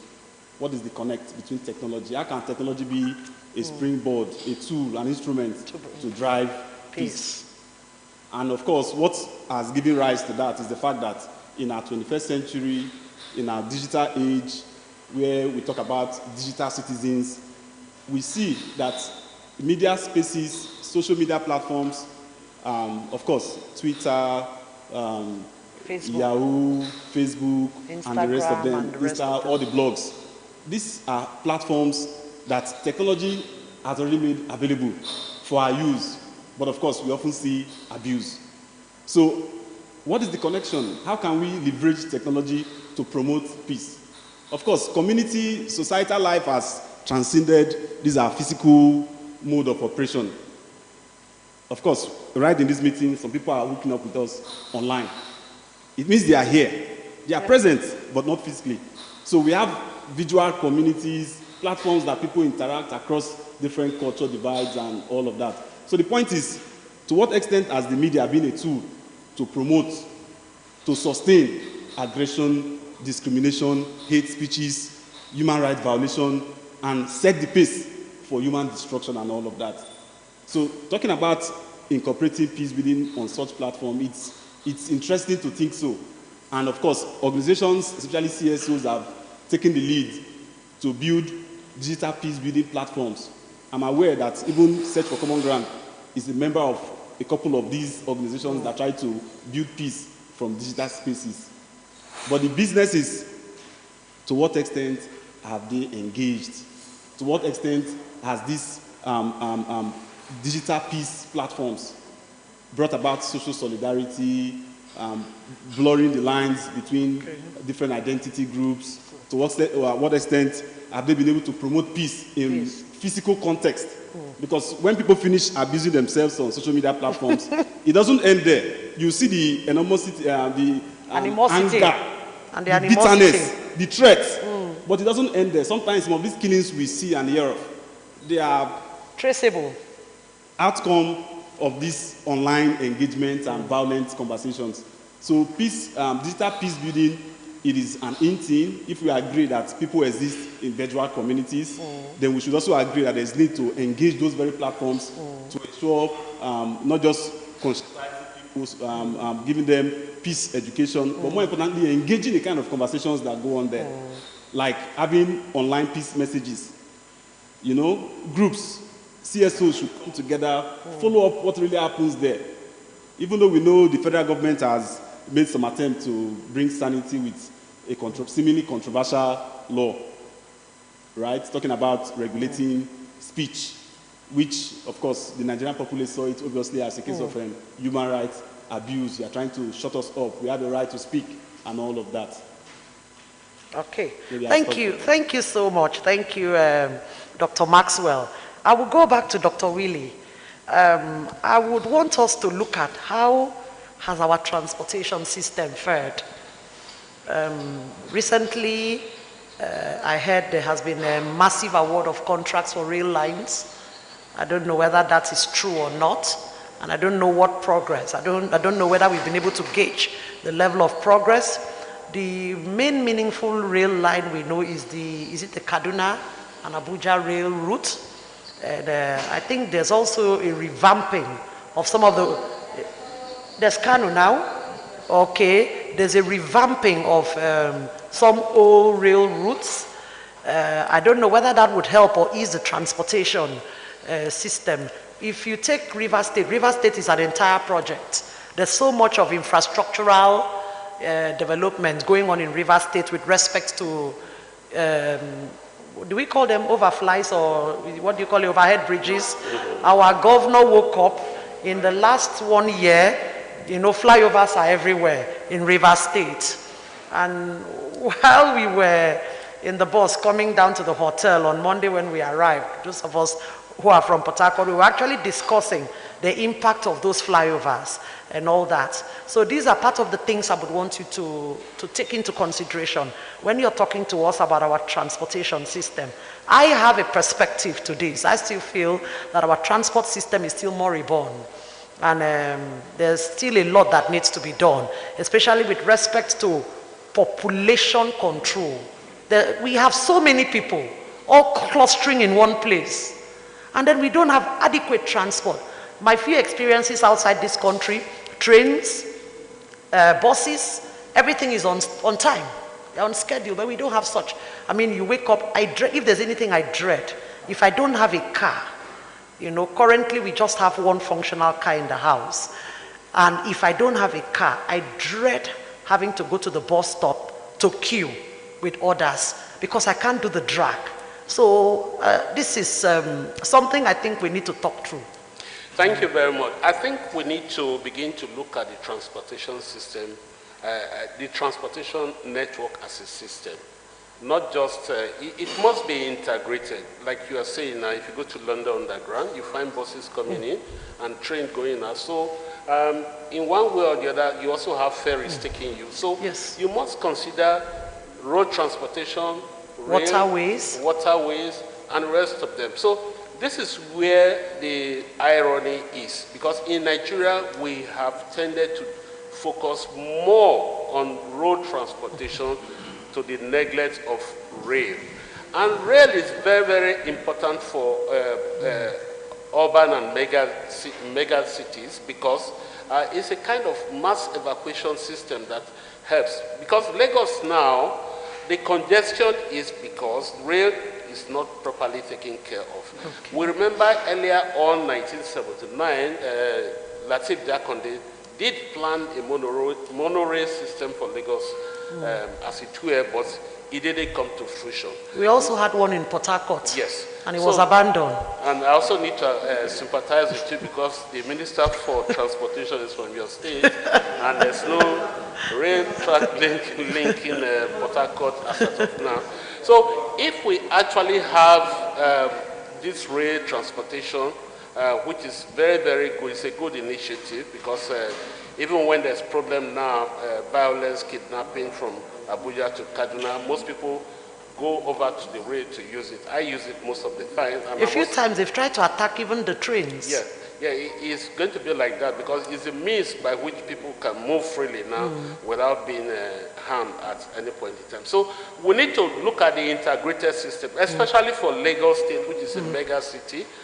Lagos State is unique because it's the only state in the Federation that has international borders, international airports, and international seaports. That's Maritime, Apapa and Tinkan together. So we need to evacuate cargoes from Apapa ports to other destinations in the east and south and the north. So we must build the system to be integrated in such a way that rail is the cheapest, and we can also look at waterways. Right now, as I speak to you, Lagos is developing the maritime transport system, and it's very robust because you could go from Ikoyi, that's the axis there, down to Ojo, from Ojo to Festac to Badagry, and Badagry to Cotonou.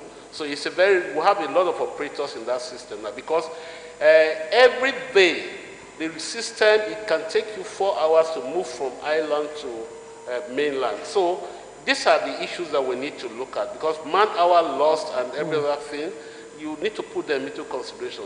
Of course, if it happens abroad, where everywhere is interconnected, especially in the UK, you only need to buy a bus pass, and it takes you on a rail, it takes you on a train, it takes you on any mode of transportation you want to use. And that is what would ease the problem in this country, because as the population is growing, and we need to link our transportation system to the development of urban, especially residential and commercial centers, for easy evacuation of persons. The same problem is cropping up. For now, we are stuck. Yeah, the same problem is cropping up in Abuja. Remember, the capital of the Federal Republic of Nigeria was moved from Lagos because of congestion.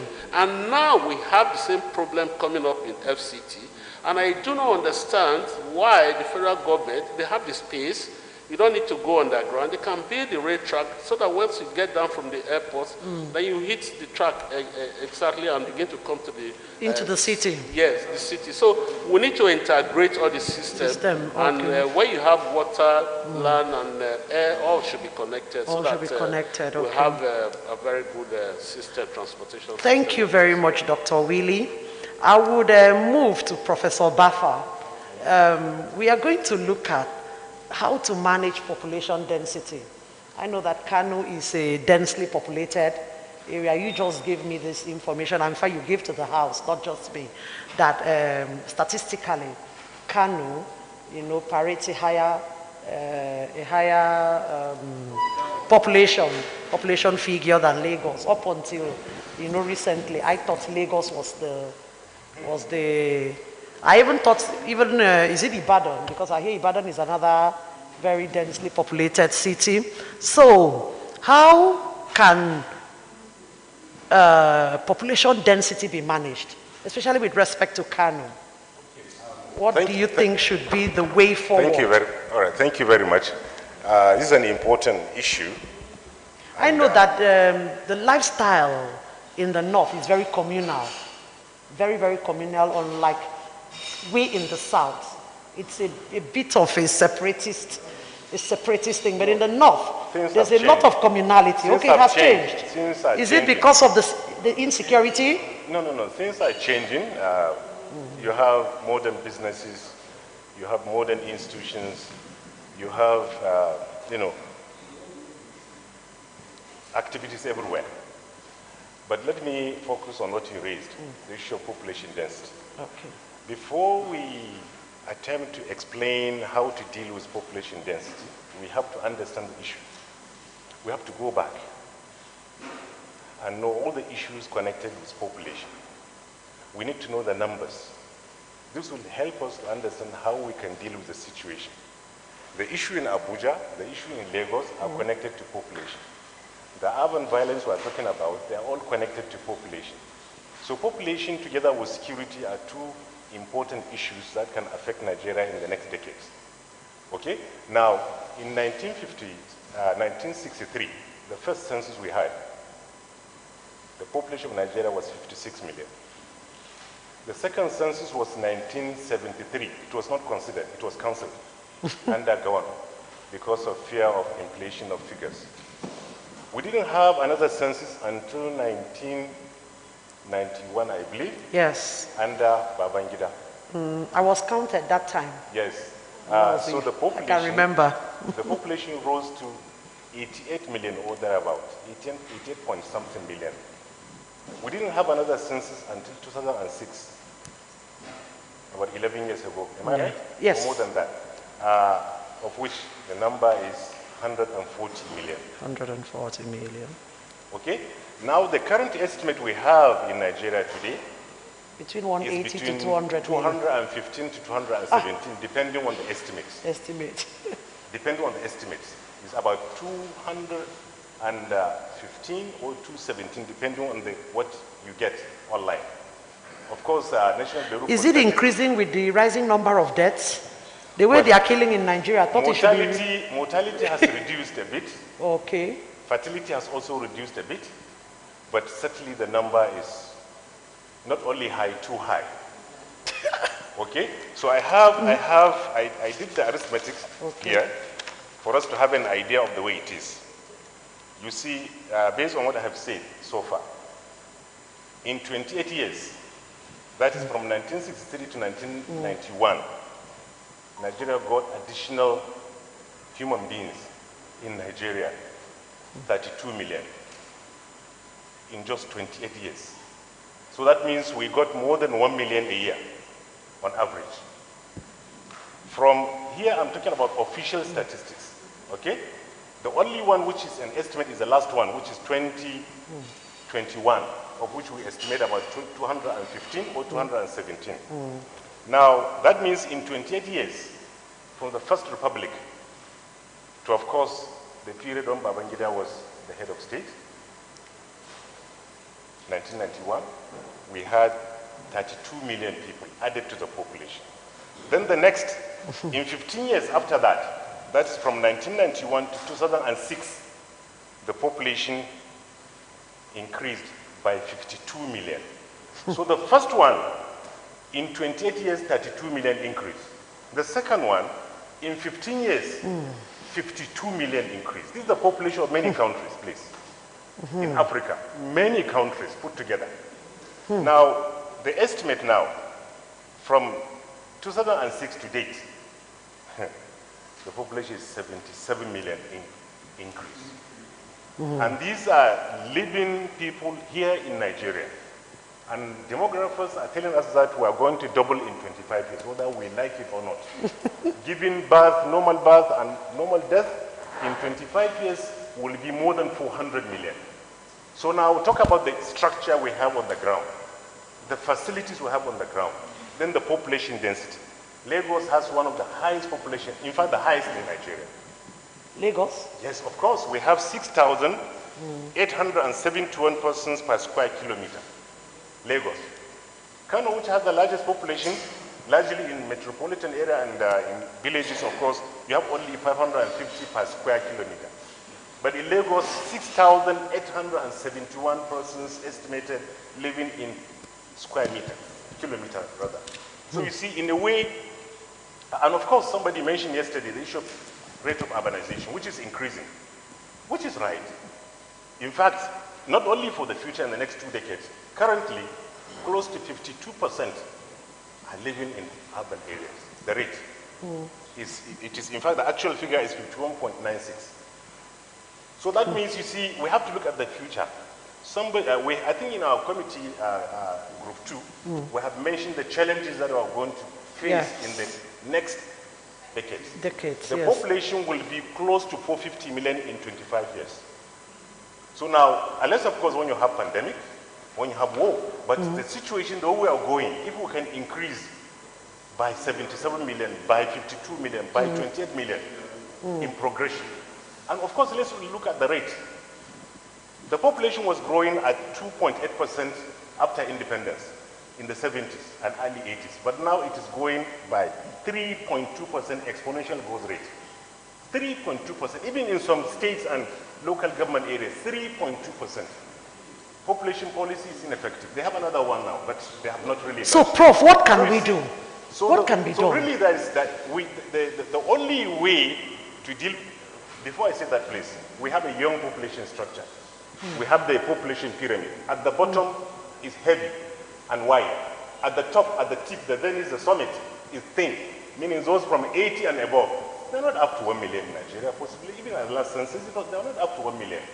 Many have died. So that means 0 to 4, 4 to 9, 10, of course, to 14, 15 to 19, the young population, our sons and daughters and brothers at home. Believe me, even at the last census, I'm talking about official figures. At the last census, 2006, they are about close to 52% of the population. Meaning, currently, young persons in Nigeria, there are more than 100 million. Yes, you can tell anybody. Currently, young persons in Nigeria, there are more than 100 million. 0 to 19. Talk less of those who are, jobless, those who are yet to get job. Now, from that age group, 0 to about 35, then close to 40, 39, then you can imagine. That's why leaders are quoting about 70% belong to the youth group. Now you can understand the end of SARS riot. Now you can understand the tension going on. Okay? And still we're saying that the youth are not ready to take over. While the elderly are yet to retire. Prof, is it that they are not ready or they don't have the enabling environment? So they do not have the enabling environment. Yes, currently we have a national security challenge. It's a national security, strategic national security challenge, which can affect Nigeria, whether we like it or not. Now, for the question on how do you deal with that, demographers are talking about what is called demographic dividend. I think we should learn more about that. Okay. That is, how do you deal with the population? Since we are not killing them, yes, they are part of us, they are sons and daughters, and they are alive, and they are watching what is happening. And of course, in the case of security situation, you can see how they are going to react. So we have what is called demographic dividend. How can we reap? Prof, let me quickly ask a question here. Yes. When the pandemic showed up, there were all sorts of conspiracy theories that the reason why this pandemic was introduced was to reduce population, even though those things are unfounded, but I thought I should just raise it. In fact, even the vaccine that has been developed, there are still conspiracy theories that is targeted at reducing population. I don't know whether you have a contribution, whether you can weave this into your discussion, well, it's about, whether it makes sense in any way. It's about evaluation of vaccination. Some people have doubts about the vaccines. Because when you said we can't kill them, probably this was was manufactured to reduce population worldwide. Also, you said conspiracy theory. So at times it cannot be proven. Yes. But there are grave concerns that, some people are saying why and how, especially if the vaccine is not efficacious enough. If it is not good enough, then of course there are side effects here and there. The same with polio. That's why in some parts of the north they rejected polio for some time. So you see there are values attached to that. But certainly we have a crisis. We are searching for ways of better, alternatives to deal with the situation. But we don't have any option. You have to take the vaccines and you have to try to reduce. As we try, we test, we move on and improve. Okay? Otherwise we're even saved in Africa. Had even we have the cases we have, of course, in Europe, what do you think will happen? People by themselves, they'll go and get vaccinated. Okay? It's like we have been saved. People are saying, how come Africa, Nigeria is saved? Now, the issue of demographic dividend is talking about investment in some critical sectors to save the population, to help the population, to help in girl-child education, to help women, of course, reduce gender-based violence and what have you, and in particular invest in health, in education, to create job opportunities to help the population grow. But they're saying that it is by no means, an easy way out, because it's a generational problem. People are graduating. We have a young population. We're always, giving birth. They are increasing. So that means it is only in the next 40, 50 years we'll have pension problem and health challenges for the old. But we have a young population issue. In Europe, they have an old population, meaning that those 50 and above, they are heavy at the top. At the bottom, they don't have many young people. So in the end, they may have series of problems different from our own. But we're going to reach that state definitely, whether we like it or not. So that means the government has to make direct, concerted, and deliberate investment in some critical sectors so that the population will rise. This is what they have done in Southeast Asian countries, the tiger countries we see. Like, for instance, South Korea, like, of course, Malaysia, like, and of course, Singapore and others. They invested in social infrastructure, of course, including education, so that the population, of course, grew with qualified manpower, with good health sector, and of course, with good industry. Then, of course, they moved. Please allow me. What about creating model cities? British. Model, alternative cities. Well, the one from our peers may be better, because we started together in the 50s, going at the same level. Now they have outpaced us. Okay? Now, take off the example from some Arab countries where they have Arab Spring, the so-called revolution in the last 15 years or so. They had graduates, no jobs, and the graduates revolted. Here we have graduates in millions, then we have those who have never been to school. So our situation is different from the Arabs, and different from the one in Britain, what the case may be. But it's a generational issue. We have to invest a lot, and of course we need leaders who have vision. Actually, we're in trouble. I'm sorry to say. Prof. Yes, we're in trouble. My heart is racing. And let me hope that the House would have additional perspectives to these very rich contributions and debates this panel has been able to bring up. We want to move to environmental degradation, and I would want Dr. Maxwell Ukandu to talk a bit extensively about this. When you take the different parts of the country, we have the issues of desertification. Is it deforestation, that we are facing in the south, parts of Edo State and other parts, Ondo and the rest of them in the west and Midwest. And then we have, of course, the Niger Delta. The Niger Delta has become a focus of international concern and debates. And almost every part of the Delta has become completely polluted. I don't know what you think would be the way forward for this. We've tried to have engagements and we've put forward our concerns. We've asked that the young boys should be, trained on modular refining methods, but that doesn't seem, to be, working fast. I don't know. And we know about the Dangote refinery also coming up, and I hear there were some scholarship opportunities for young people to go learn these processes. So I want Dr. Ukandu to very quickly, and then... Thank you very much. In an attempt to do it quickly, I would just like to say that as far as environmental degradation is concerned, you've already tried to give us the context. Up north, desert encroachment, desertification, and all of that, drought, related issues down south. I forgot the east. The east is also facing erosion. Issues of erosion. So all of these issues, they are issues that require serious, continuous engagement. For example, within the context of the Niger Delta crisis, which is obviously environmental, tied to oil exploration and unjust hosts and corporate social responsibility issues by oil-producing companies. What do you have to say about the current regime, the administration of President Buhari, Ogoni? The cleanup. So to what extent have they cleaned up Ogoni? Now, even if Ogoni is cleaned up... People like Livingstone should be able to tell us an ego who are working in those areas, and Pastor Kalio. Yeah. Even if Ogoni is cleaned up, is it only in Ogoni we have oil spills? What about in Delta axis? What about in Bayelsa axis? What about in the Imo axis? So the point is, if we are thinking sustainability, we cannot shy away from environmental remediation, upgrading the environment. That is it's part of the business of urban planning. We cannot plan modern cities outside factoring in all these component parts of drainage, sewage, solid waste, and all of that. So the point is, what is the government doing about it? What are civil society organizations doing about it? These international collaborators, talking about transnational corporations, oil firms that are making Nigeria dry, what are they doing about it? Apart from their profit interests, to what extent have they made frantic efforts to remediate our environment, to clean up the mess and the waste that has compromised livelihood and all of that? So if I may attempt to recommend, I would like to say that communities should be more engaging. Communities should be more engaging. If business activities are going on in your domain, there should be a well-organized platform, framework to engage such organizations to ensure corporate social responsibilities are done. Not just promised, not just written, not just political or news.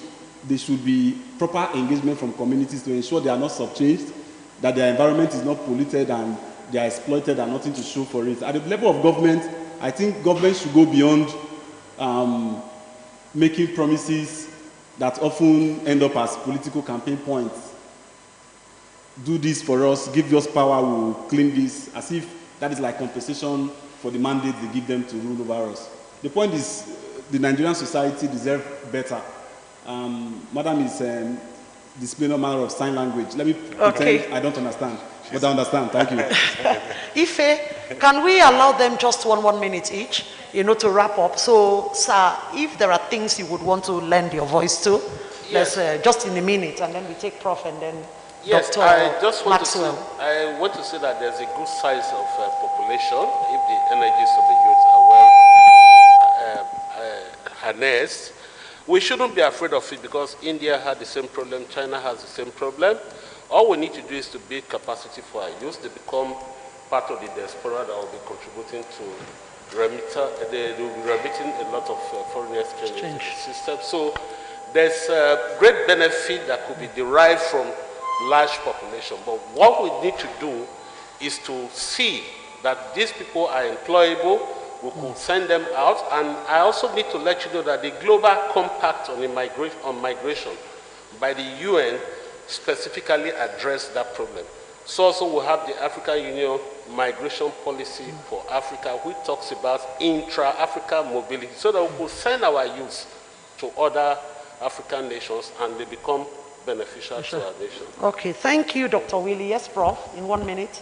Well, I would only advise, based on what we've been discussing since yesterday, that we should have a kind of comprehensive review to connect all the important things we have discussed to make meaning out of it. In all the presentations, they are all relevant, but we want to connect them. Somebody is saying there should be structural review of everything. Somebody is talking about the different points we have discussed in the thematic areas. They are all important. So, and they are connected to urban cities, and they are connected to urban growth. And the outcome of that is violence. So I think maybe the rapporteur will try and bring all these points together.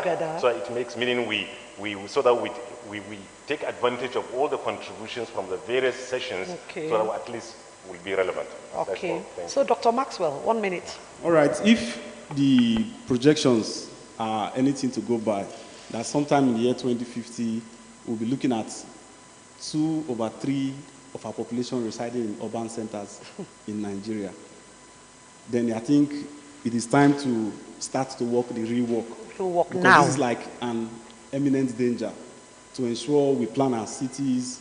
And I strongly recommend this greater city approach. Model. We can't just say Abuja is the city. No, we have to expand, encroach into other territories to ensure people can, come from there. Of course, it has implication on transport network, where train and all other smart methods are involved. Then with issue of environmental degradation, oil spill, pollution, and all of that. The truth is, we must begin to take responsibility for our actions. So I call for responsible governance, active, engaging citizen participation. Okay. Thank you. Thank you very much. Ife, do we still have a little time to hear from the audience? Okay. Are there perspectives? Okay. One, our youth person from Kano, and then two, Professor Ife Nacho in the other hand. Okay, Dr. Wadu, we have Dr. Wadu at the back, and then Hajia here, number 4. So we go in that order. So note your numbers. All right, thank you very much for this wonderful and insightful discussion on housing, planning, and development. I want to talk about Lagos State as regards environmental degradation. We have so many issues that need to be attended to, like e-waste from the global north. Okay. That comes with living in a city. Most of us youth in Lagos State, we use fairly useful, and we know how injurious some of these instruments are to our health. For instance, we have ACs, plasma TV, fairly used, refrigerators, and all sorts of these electronic devices that we have being dumped at the wharf. And another funny thing is this: even if these electronic devices expired, you still see our brothers, breaking them down, despite the fact that they have toxic elements for their well-being. That's one. Two, we also have issue of plastic waste management in Lagos State. And if you look at our channeling system in Lagos, they are filled with all this plastic waste. And unfortunately for us in Lagos, according to a report, by 2050, Lagos may be wiped out from this surface of the planet. Why? Because of the high rising of sea level. So they will all be enmeshed. The sea will swallow them. Yes. Even as we speak, there are some communities in Lagos that by, let me say, 4:30, you will see that water from the canal is invading their houses. So this is a critical issue that I believe this session needs to look into and make recommendation for the Lagos State government to start taking serious actions on that. Thank you very much. Okay, thank you. Number 2, Professor Ife Nacho. I want to talk on the land use decree and how we have misinterpreted it, and as a result of that misinterpretation, the state has become involved in land speculation, making our state a criminal state. The land use decree does not say that land belongs to the government. No, land still belongs to the people, but held by government in trust. In trust. And government can only acquire land for public use. What happens now is that you have a cartel, member of the house. As you come in, you identify a particular area acquire it, balkanize, share amongst yourselves, allocate to other people, and you leave. And the poor people are saying compensation, compensation. Sometimes nothing is given. The government should not speculate on land. Okay. The government should only acquire land when they want to build schools for public use, railway system, everything that involves the public. When the government speculates on land, it becomes a criminal activity. When the prof was talking about population increase in Nigeria, the little chip in my head was saying overload, overload. Because I have headed a tertiary institution. What we mean by budgeting is looking at the budget for last year and you say, how much do we put in? Yes, that's your new budget. And I can take that to Abuja. How many times have they considered the population growth in what they are giving us as budgets? Meaning that the planning is nonsense. No planning at all. We are simply engaged in overhead. What is in there for us? How do we, in fact, if you want to be successful as a vice chancellor, you meet one of the senators, tell him you need perimeter fencing. He says, okay, we'll add 1 billion, but you will get 500 million. One will be for settling Senate members. It's going on even now. So we are not planning for the future. We are not taking into cognizance the population. We are merely recycling, vegetating on idiocy and ignorance. And that will not take us to anywhere. In terms of environmental degradation, we have this fixated mindset on oil, flaring. There is environmental degradation even in your markets, banks, the cars that you have on the road. And that's why we are now asking for how many billions to enable us adapt to sustainable energy. And I think it's time we all started talking about this environmental deluge that will soon consume all of us if we don't take thank you so much. Thank you, Prof. Dr. Wadu. Thank you. Let me build my own on the perspective of urban poverty and urban slums. In 2008, Rockefeller Foundation conducted researches and sponsored a summit called Global Urban Summit. And in 2011, they published their report that was titled Century of the City. And the projection is that by 2030, more than 50% of the world population will be moving into urban cities. But most of the movement will be into already poor, dilapidated cities that are characterized with slums and poverty.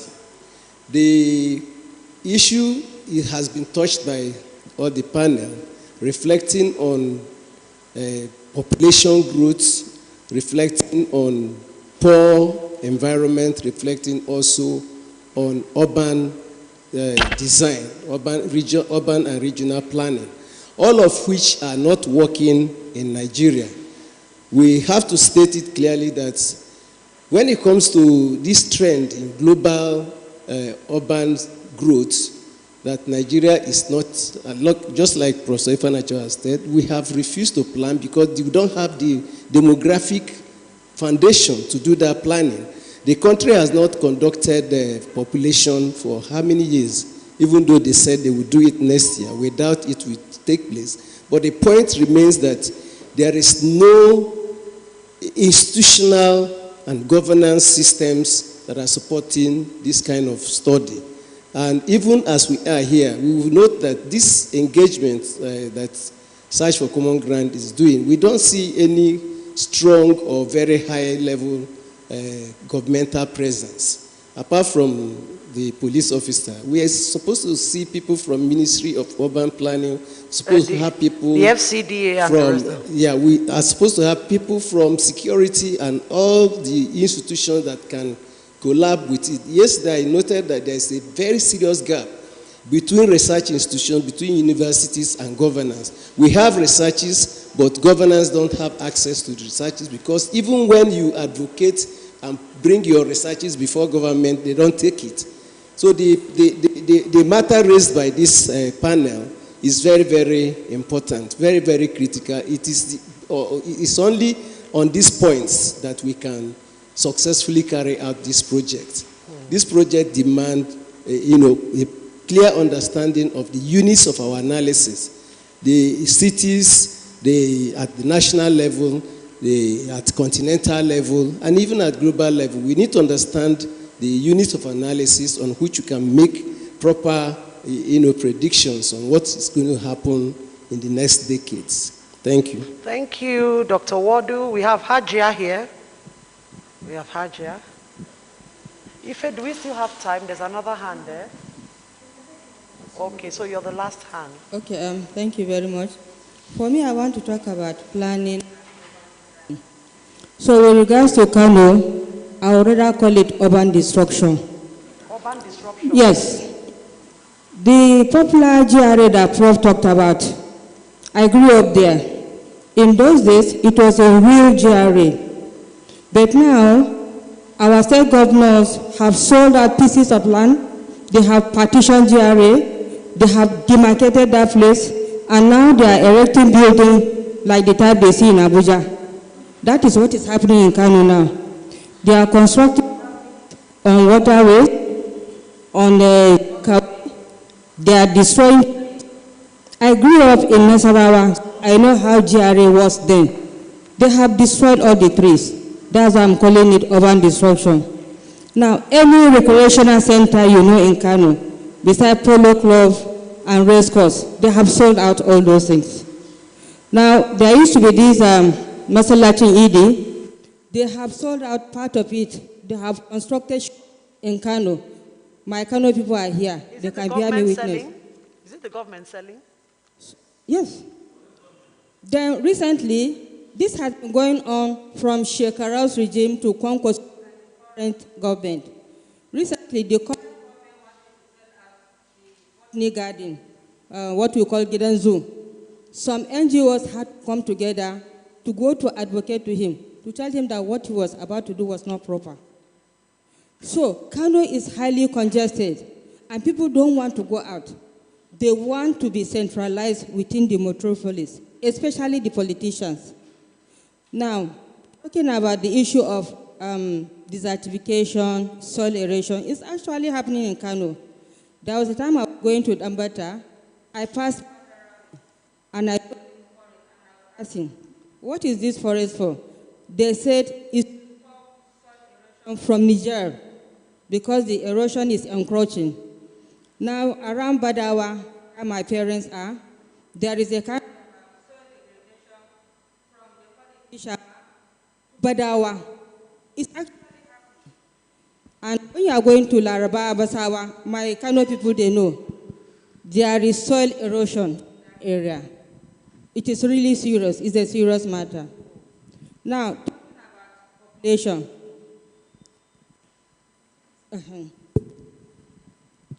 People used to wonder when we say Kano has a high population. The reason is that when you compare Kano with Lagos, in the morning, almost everybody is out on the road. But in Kano, it is only 40% of people you see on the road. The rest Women and children are in their houses. Yeah, we don't expose our children. Our women are always in the houses. And in a house, you can have like 6 women, 4 housewives with some grandchildren. In Kano, one man can have like 50 children. And you don't see them all on the road. Only about 10 of them will go out, but 40 will remain in the house. It is only when you do population and you get to some of these houses that you will know. In a compound of this, you can have like 50 people. And it is a reality. I'm saying the truth. So that is why Kano has the largest population. Besides the migration from Northeast, from Niger, from Chad, Kano itself has a very high population with women, children, and youth that are idle, that are unemployed. They are always in their house. What you see outside is just 40%. So that is the truth. Okay. Thank you. Thank you, Ajia. And then the last hand over there. Ego's hand is up. That is, okay, Ego, if it says, Yes, mine will be like a bit of information, from a coalition called Plus Peace. Plus Peace is a global network of NGOs, about 20 of us, which Search for Common Ground is also a member. And we found out that the next theater of war will be at the city level.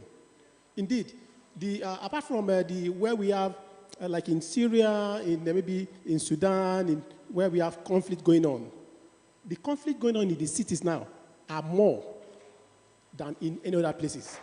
And if care is not taken, it will consume everybody. And that's why those of us, these coalitions, which I also want to appeal to all of us to also join. Just Google it, Plus Peace. We have a program called Peace in Our Cities. Peace in Our Cities, we have about 30 cities now that have signed in. In Nigeria, we have Kano that have signed in. It was signed in by the Emir of Kano. And we also have cities all over the world that have signed in. So I also implore you all to join the group. I'm also glad to also see that, yes, we have Galaxy for Peace have also joined us from Lagos. In Nigeria, we have only two NGOs that have joined Plus Peace. It's a global coalition of NGOs based in Washington, D.C. Thank you. Thank you. Okay. I accepted that.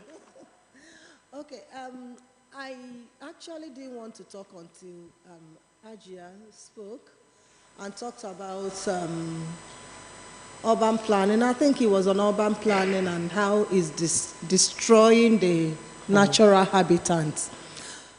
And, you know, we just signed in an ECOSOC member, so I've started receiving a lot from UN, this thing, and there's something that came up recently about 2 months ago, which I started researching, and it said sustainable transportation, you know. So if we look at the principles of sustainable transportation, in terms of road construction, in terms of movement, if we can key into that, because it's not all constructions that is sustainable, that is providing sustainable transportation. For the fact that a governor is destroying the whole, is rebuilding the whole city and building transport systems all over the place doesn't mean that it's actually it's helping, yes, it's improving the urban planning. It's not. So we need to look at those principles and start looking at it. And even for NGOs, some of them, we go online, we say, oh, this man is building roads, so we give him, there's one title I want to remember.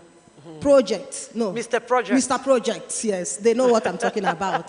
Mr. Project, But before you name that, actually look at, are the transport systems in terms with the sustainable transport, is it helping the urban planning and urban development of the city? Thank you. Thank you very much, Ma. Over. Politicians give out keke napeps everywhere, as, what do you call it, a political gift or whatever. Okay. All right. Thank you so much for this opportunity. While others were talking, something came to mind.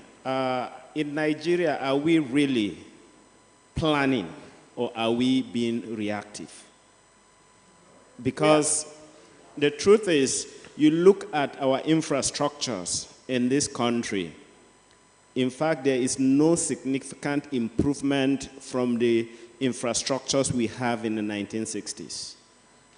That's true. And look at it vis-a-vis the population that we have today. And not to belabor the fact that a lot of people have also mentioned that our budgetary system is actually just a cut and paste and does not reflect the realities of our population and the needs of our population. So I think we need to, as a country, go back to the drawing board. If we are looking at infrastructures, let's take transport for instance. Are we just creating roads today to really address the current population density in, for instance, Lagos and Kano or Abuja?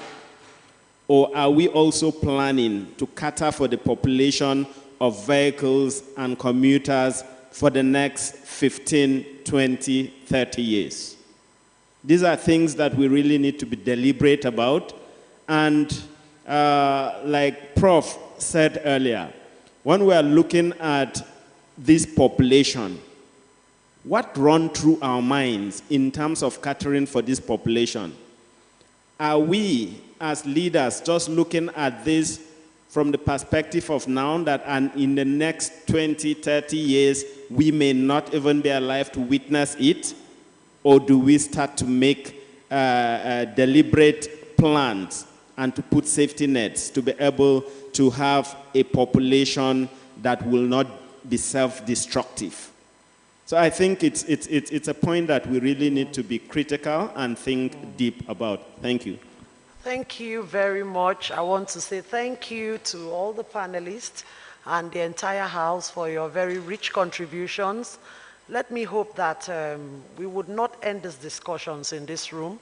We would have a commitment to continue to push, to continue to speak up, and then leverage on the knowledge here. There's so much knowledge in the room. We've shared information here, especially those of us from the civil society sector. We need to mainstream some of these things into the work we do. And like Dr. Steve rightly observed, some of the critical MDAs should have been here so that we look them in the face and ask these questions. Even though most times when you get them to attend meetings, they become economical with the truth. You know, they are more protective of their jobs than come here and freely talk. They will tell you they are civil servants, they have a restraint, I mean, they can't say everything, and of course, they have to protect their source of income and all that. So, but it's glaring, it's clear. You know, something has to be done. And not just that something has to be done very fast. Otherwise, we are going to have real trouble in our hands. Thank you very much, Ife. Thank you to Serge for this opportunity.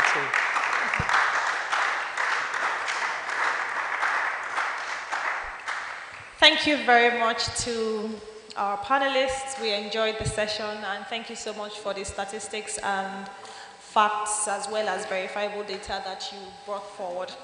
Just to respond to Dr. Wadu, who brought it up, and then to Barrister, who recapped on it, just like we invited the FCT Police Command, there were letters that went out to all these federal agencies, which we have acknowledgement copies of. We had hoped that they would attend, but I'm sure maybe they had other things doing. So thank you very much to the police that honored our invitation and came. We also have the Institute for Peace and Conflict Resolution, which is domiciled in the Ministry of Foreign Affairs, so maybe we can take them as a representative. But going forward, we would keep sending them invitations. There were invitations to all the paramilitary agencies, as well as urban planning, the Ministry of Humanitarian Affairs, Women Affairs, every ministry that we can imagine that has something to do with this. So hopefully we will keep sending till we get them to come. So thank you very much for listening and bringing that up, just to give you a feedback on that. And if also you're able to help us pull some strings in those ministries, for example, if you have a personal relationship with any one of them, you can please let me know going forward, so that when next we have an invitation, we can follow up with somebody personally and ensure that the person makes it to the event. So we'll be going right into the breakout groups. I don't know if Chris wants to take that, or I can. Thank you.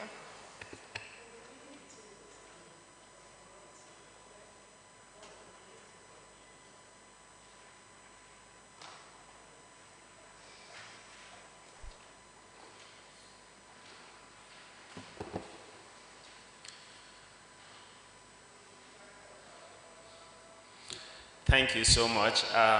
Just like we did yesterday, I think we're going to take numbers. We have we had two sessions, and we're going to be discussing two sessions in our breakout session.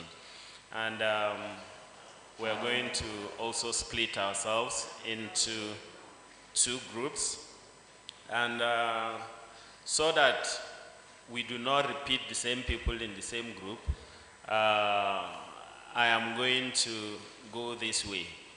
We'll start taking the number. Is it horizontally or vertically now? All right, so we start from the back. We take numbers 1, 2.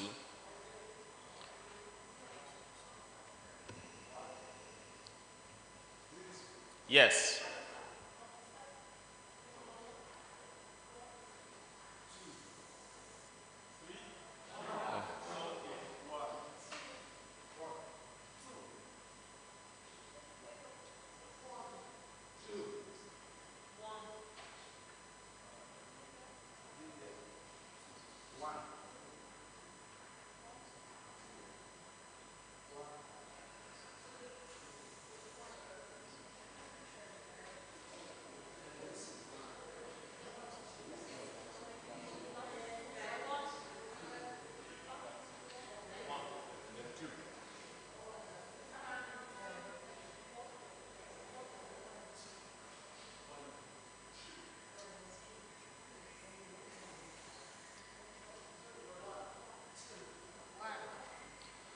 All right. This time around, group 1 would be on this side, and group 2 would be on that side. So in like 3 minutes, the whole will be set for us to fall out into our groups. So we can take 2 or 3 minutes to just stretch and ease ourselves while we arrange the hall. Thank you. Challenges in the urban city or urbanization is waste management. And I think there's a need to capture issue to do with amplify it very well.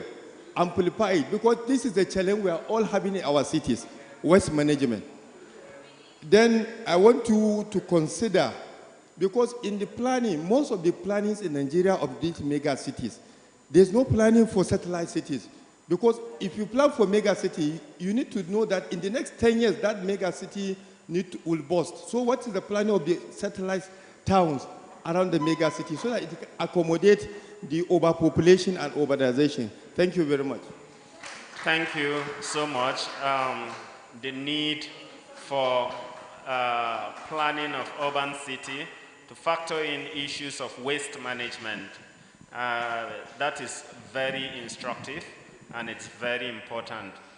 So I think with that contribution, I'll just give one opportunity to group, is it group 2 now? To wrap up. Just one opportunity.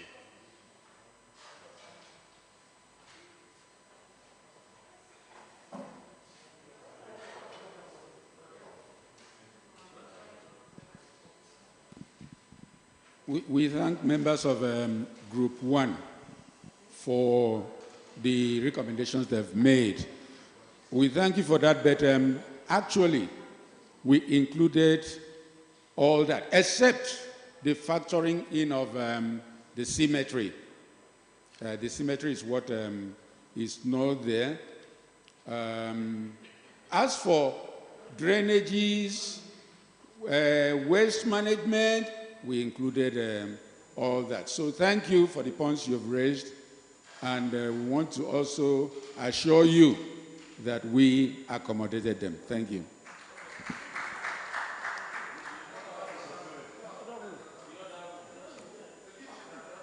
I was surprised that, you see, we are trying to rescue ladies, the women, and they keep dragging us. So why should a woman insist that there must be a kitchen? She wants to be in the, while we are saying, come to the other room. Thank you, Prof. That was an icebreaker. Oh, we have a question online or a comment online. We'll give the floor to them now. All right, online participants, we will take your comments if there are.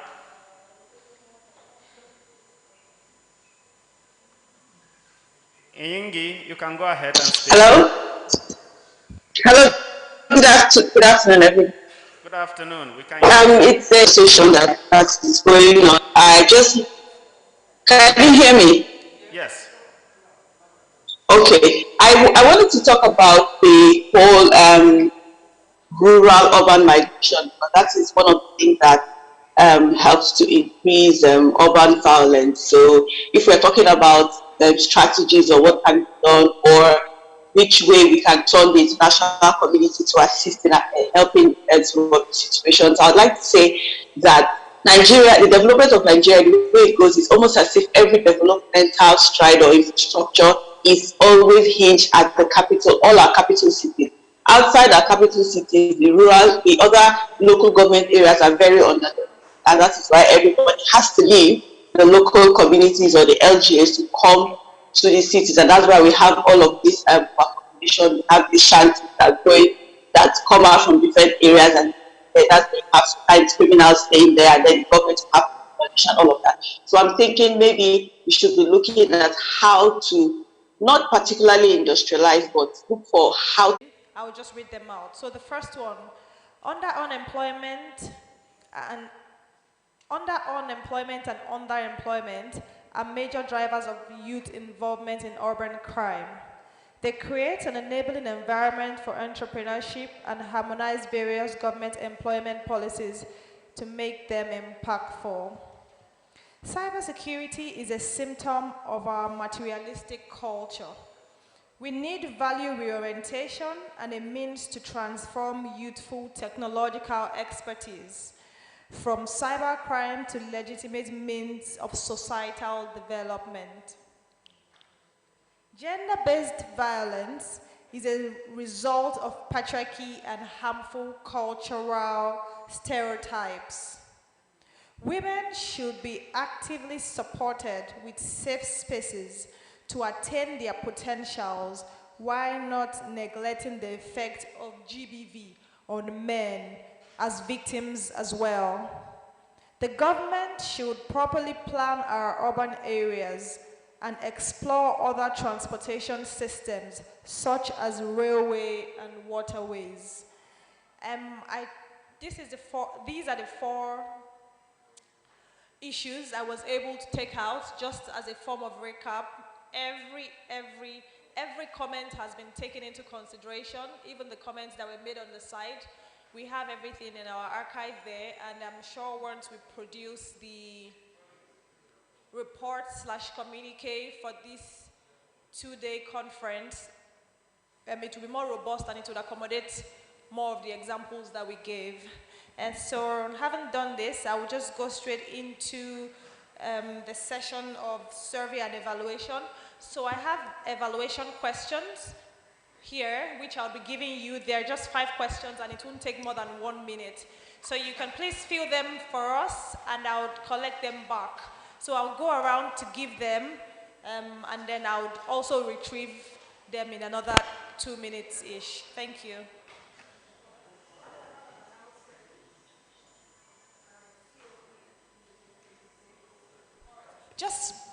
This is the last time I'll be in your faces, don't worry. So just to give my sort of close-up, I believe that we have all written our names in 2 forms, one of which is the attendance sheet, the other one is the payment schedule. If you have already done that, then we are right on track. I also want to ask that if you have not given me your transport reimbursement in form of a receipt, you can please give that to me if you have it, and this is for the non-Abuja resident participants. Otherwise, you can please meet me if you don't have a form of a receipt. You can meet me and then we can go through the documentation together. Please let's endeavor to do that before we leave Before we leave, the microphone is violating me. Whatever that means. Okay, so please let's make sure that we see me and give me all those. I'll just be at the back there at the admin desk to attend to any of our questions. Also to say that the same drivers that picked us up at the airport for the non-Abuja participants, they will be the same drivers that will be picking us up. They will be at the reception, parked outside somewhere waiting for us 2 hours, 30 minutes actually before our flight departure. So we should please get ready at least 2 hours before time and be ready at the reception to board the buses/Sienna vehicles. Thank you very much. Can we have Chris?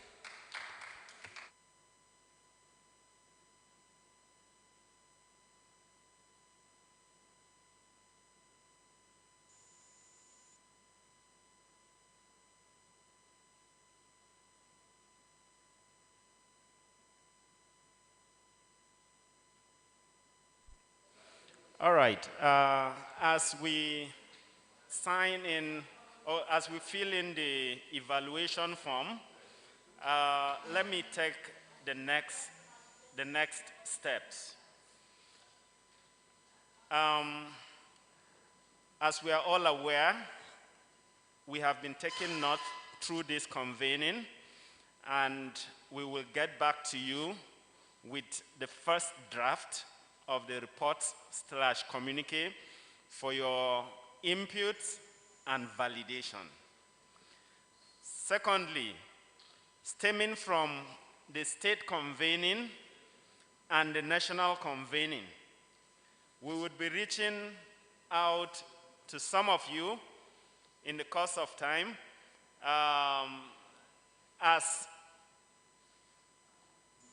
to set up a committee that will work on a policy brief from all these processes. And that policy brief would then serve as tool for advocacy, for policy advocacy. Because like most of you rightly pointed out, that the relevant policy makers were largely absent in the room, and it's not because they have not been invited, and it's not because we have not briefed them ahead of time, but somehow some of them have clashes in terms of their schedules and have prioritized other activities beyond this. But I think the advocacy, especially using the evidence-based information that we will make handy as a result of this process, would help in breaching that gap. So we will be reaching out to some of you to that effect, and of course, we may have a virtual meeting in the course of time to be able to even decide if the policy briefs are going to be in several thematics, so that we're able to have elaborate and concise documents for each relevant agency of government to consider. Finally, there is going to be a WhatsApp platform for this project that every one of you would be able to communicate and get in touch with each other to dialogue over solutions to addressing some of these issues and or share experiences across the states that this project is covering. And on a final note, there is a popular demand that this group would like to give a vote of thanks. And to that end, I will allow for one person to do that on behalf of the group.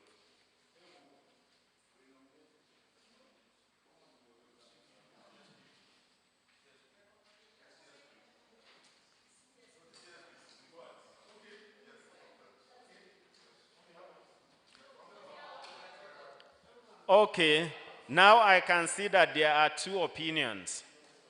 And for us, as an organization that believes in gender transformation, we would have both CSP and Madam to come and give the vote of thanks collectively.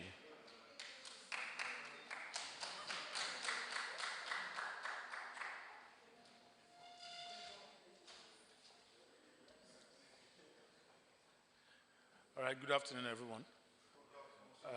We'll give grace to God for coming to the end of this program. And I thank the organizers solidly because they have enlightened us the more. And we know, I think our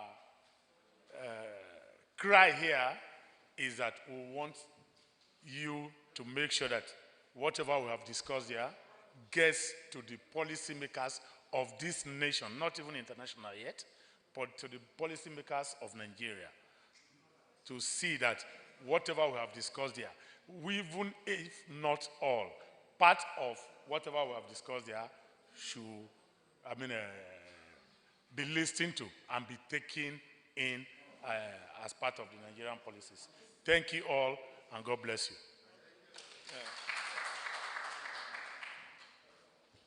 Good afternoon once again. On behalf of every participant here, I need to see you. I want to be having a contact with the side because I'm talking to you. Yeah. On behalf of every participant, we wish to say a big thank you to Search for Common Ground. Like your country director said, one of the objectives really is not just the knowledge that we have gained, but it's the network that will be formed. And I'm very sure that each one of us have been able to establish a new network from this meeting, because of Search. And I want us to give them a round of applause to that. Friendship and network is so much important in civil society work. Sometimes the network is more than money. It's more than grants. That is actually what you're giving to us today. You're giving us that access for more grants, for more funding to come. It might not necessarily be from Search for Common Ground.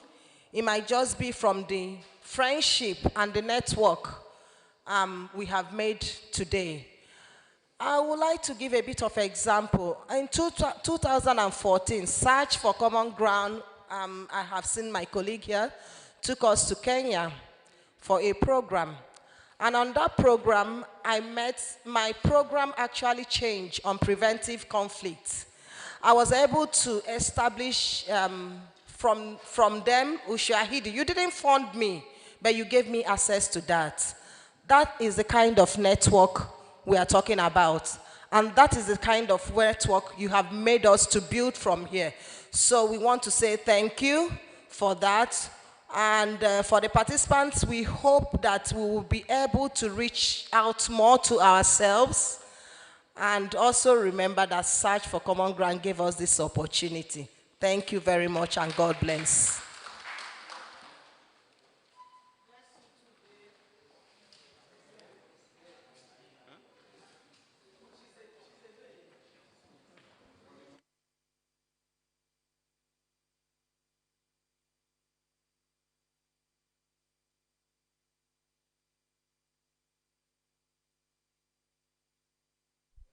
All right. On behalf of Search for Common Ground, we really appreciate you, and this is heartwarming that after sacrificing your time and risking the journey to come here on our own account, you're still appreciative to us for even putting this together. It's really heartwarming, and we cannot appreciate you enough for that. We really thank you for that. And just on a final note, it would be nice we have a group photograph before we say the goodbyes here. Thank you, thank you, thank you, and thank you.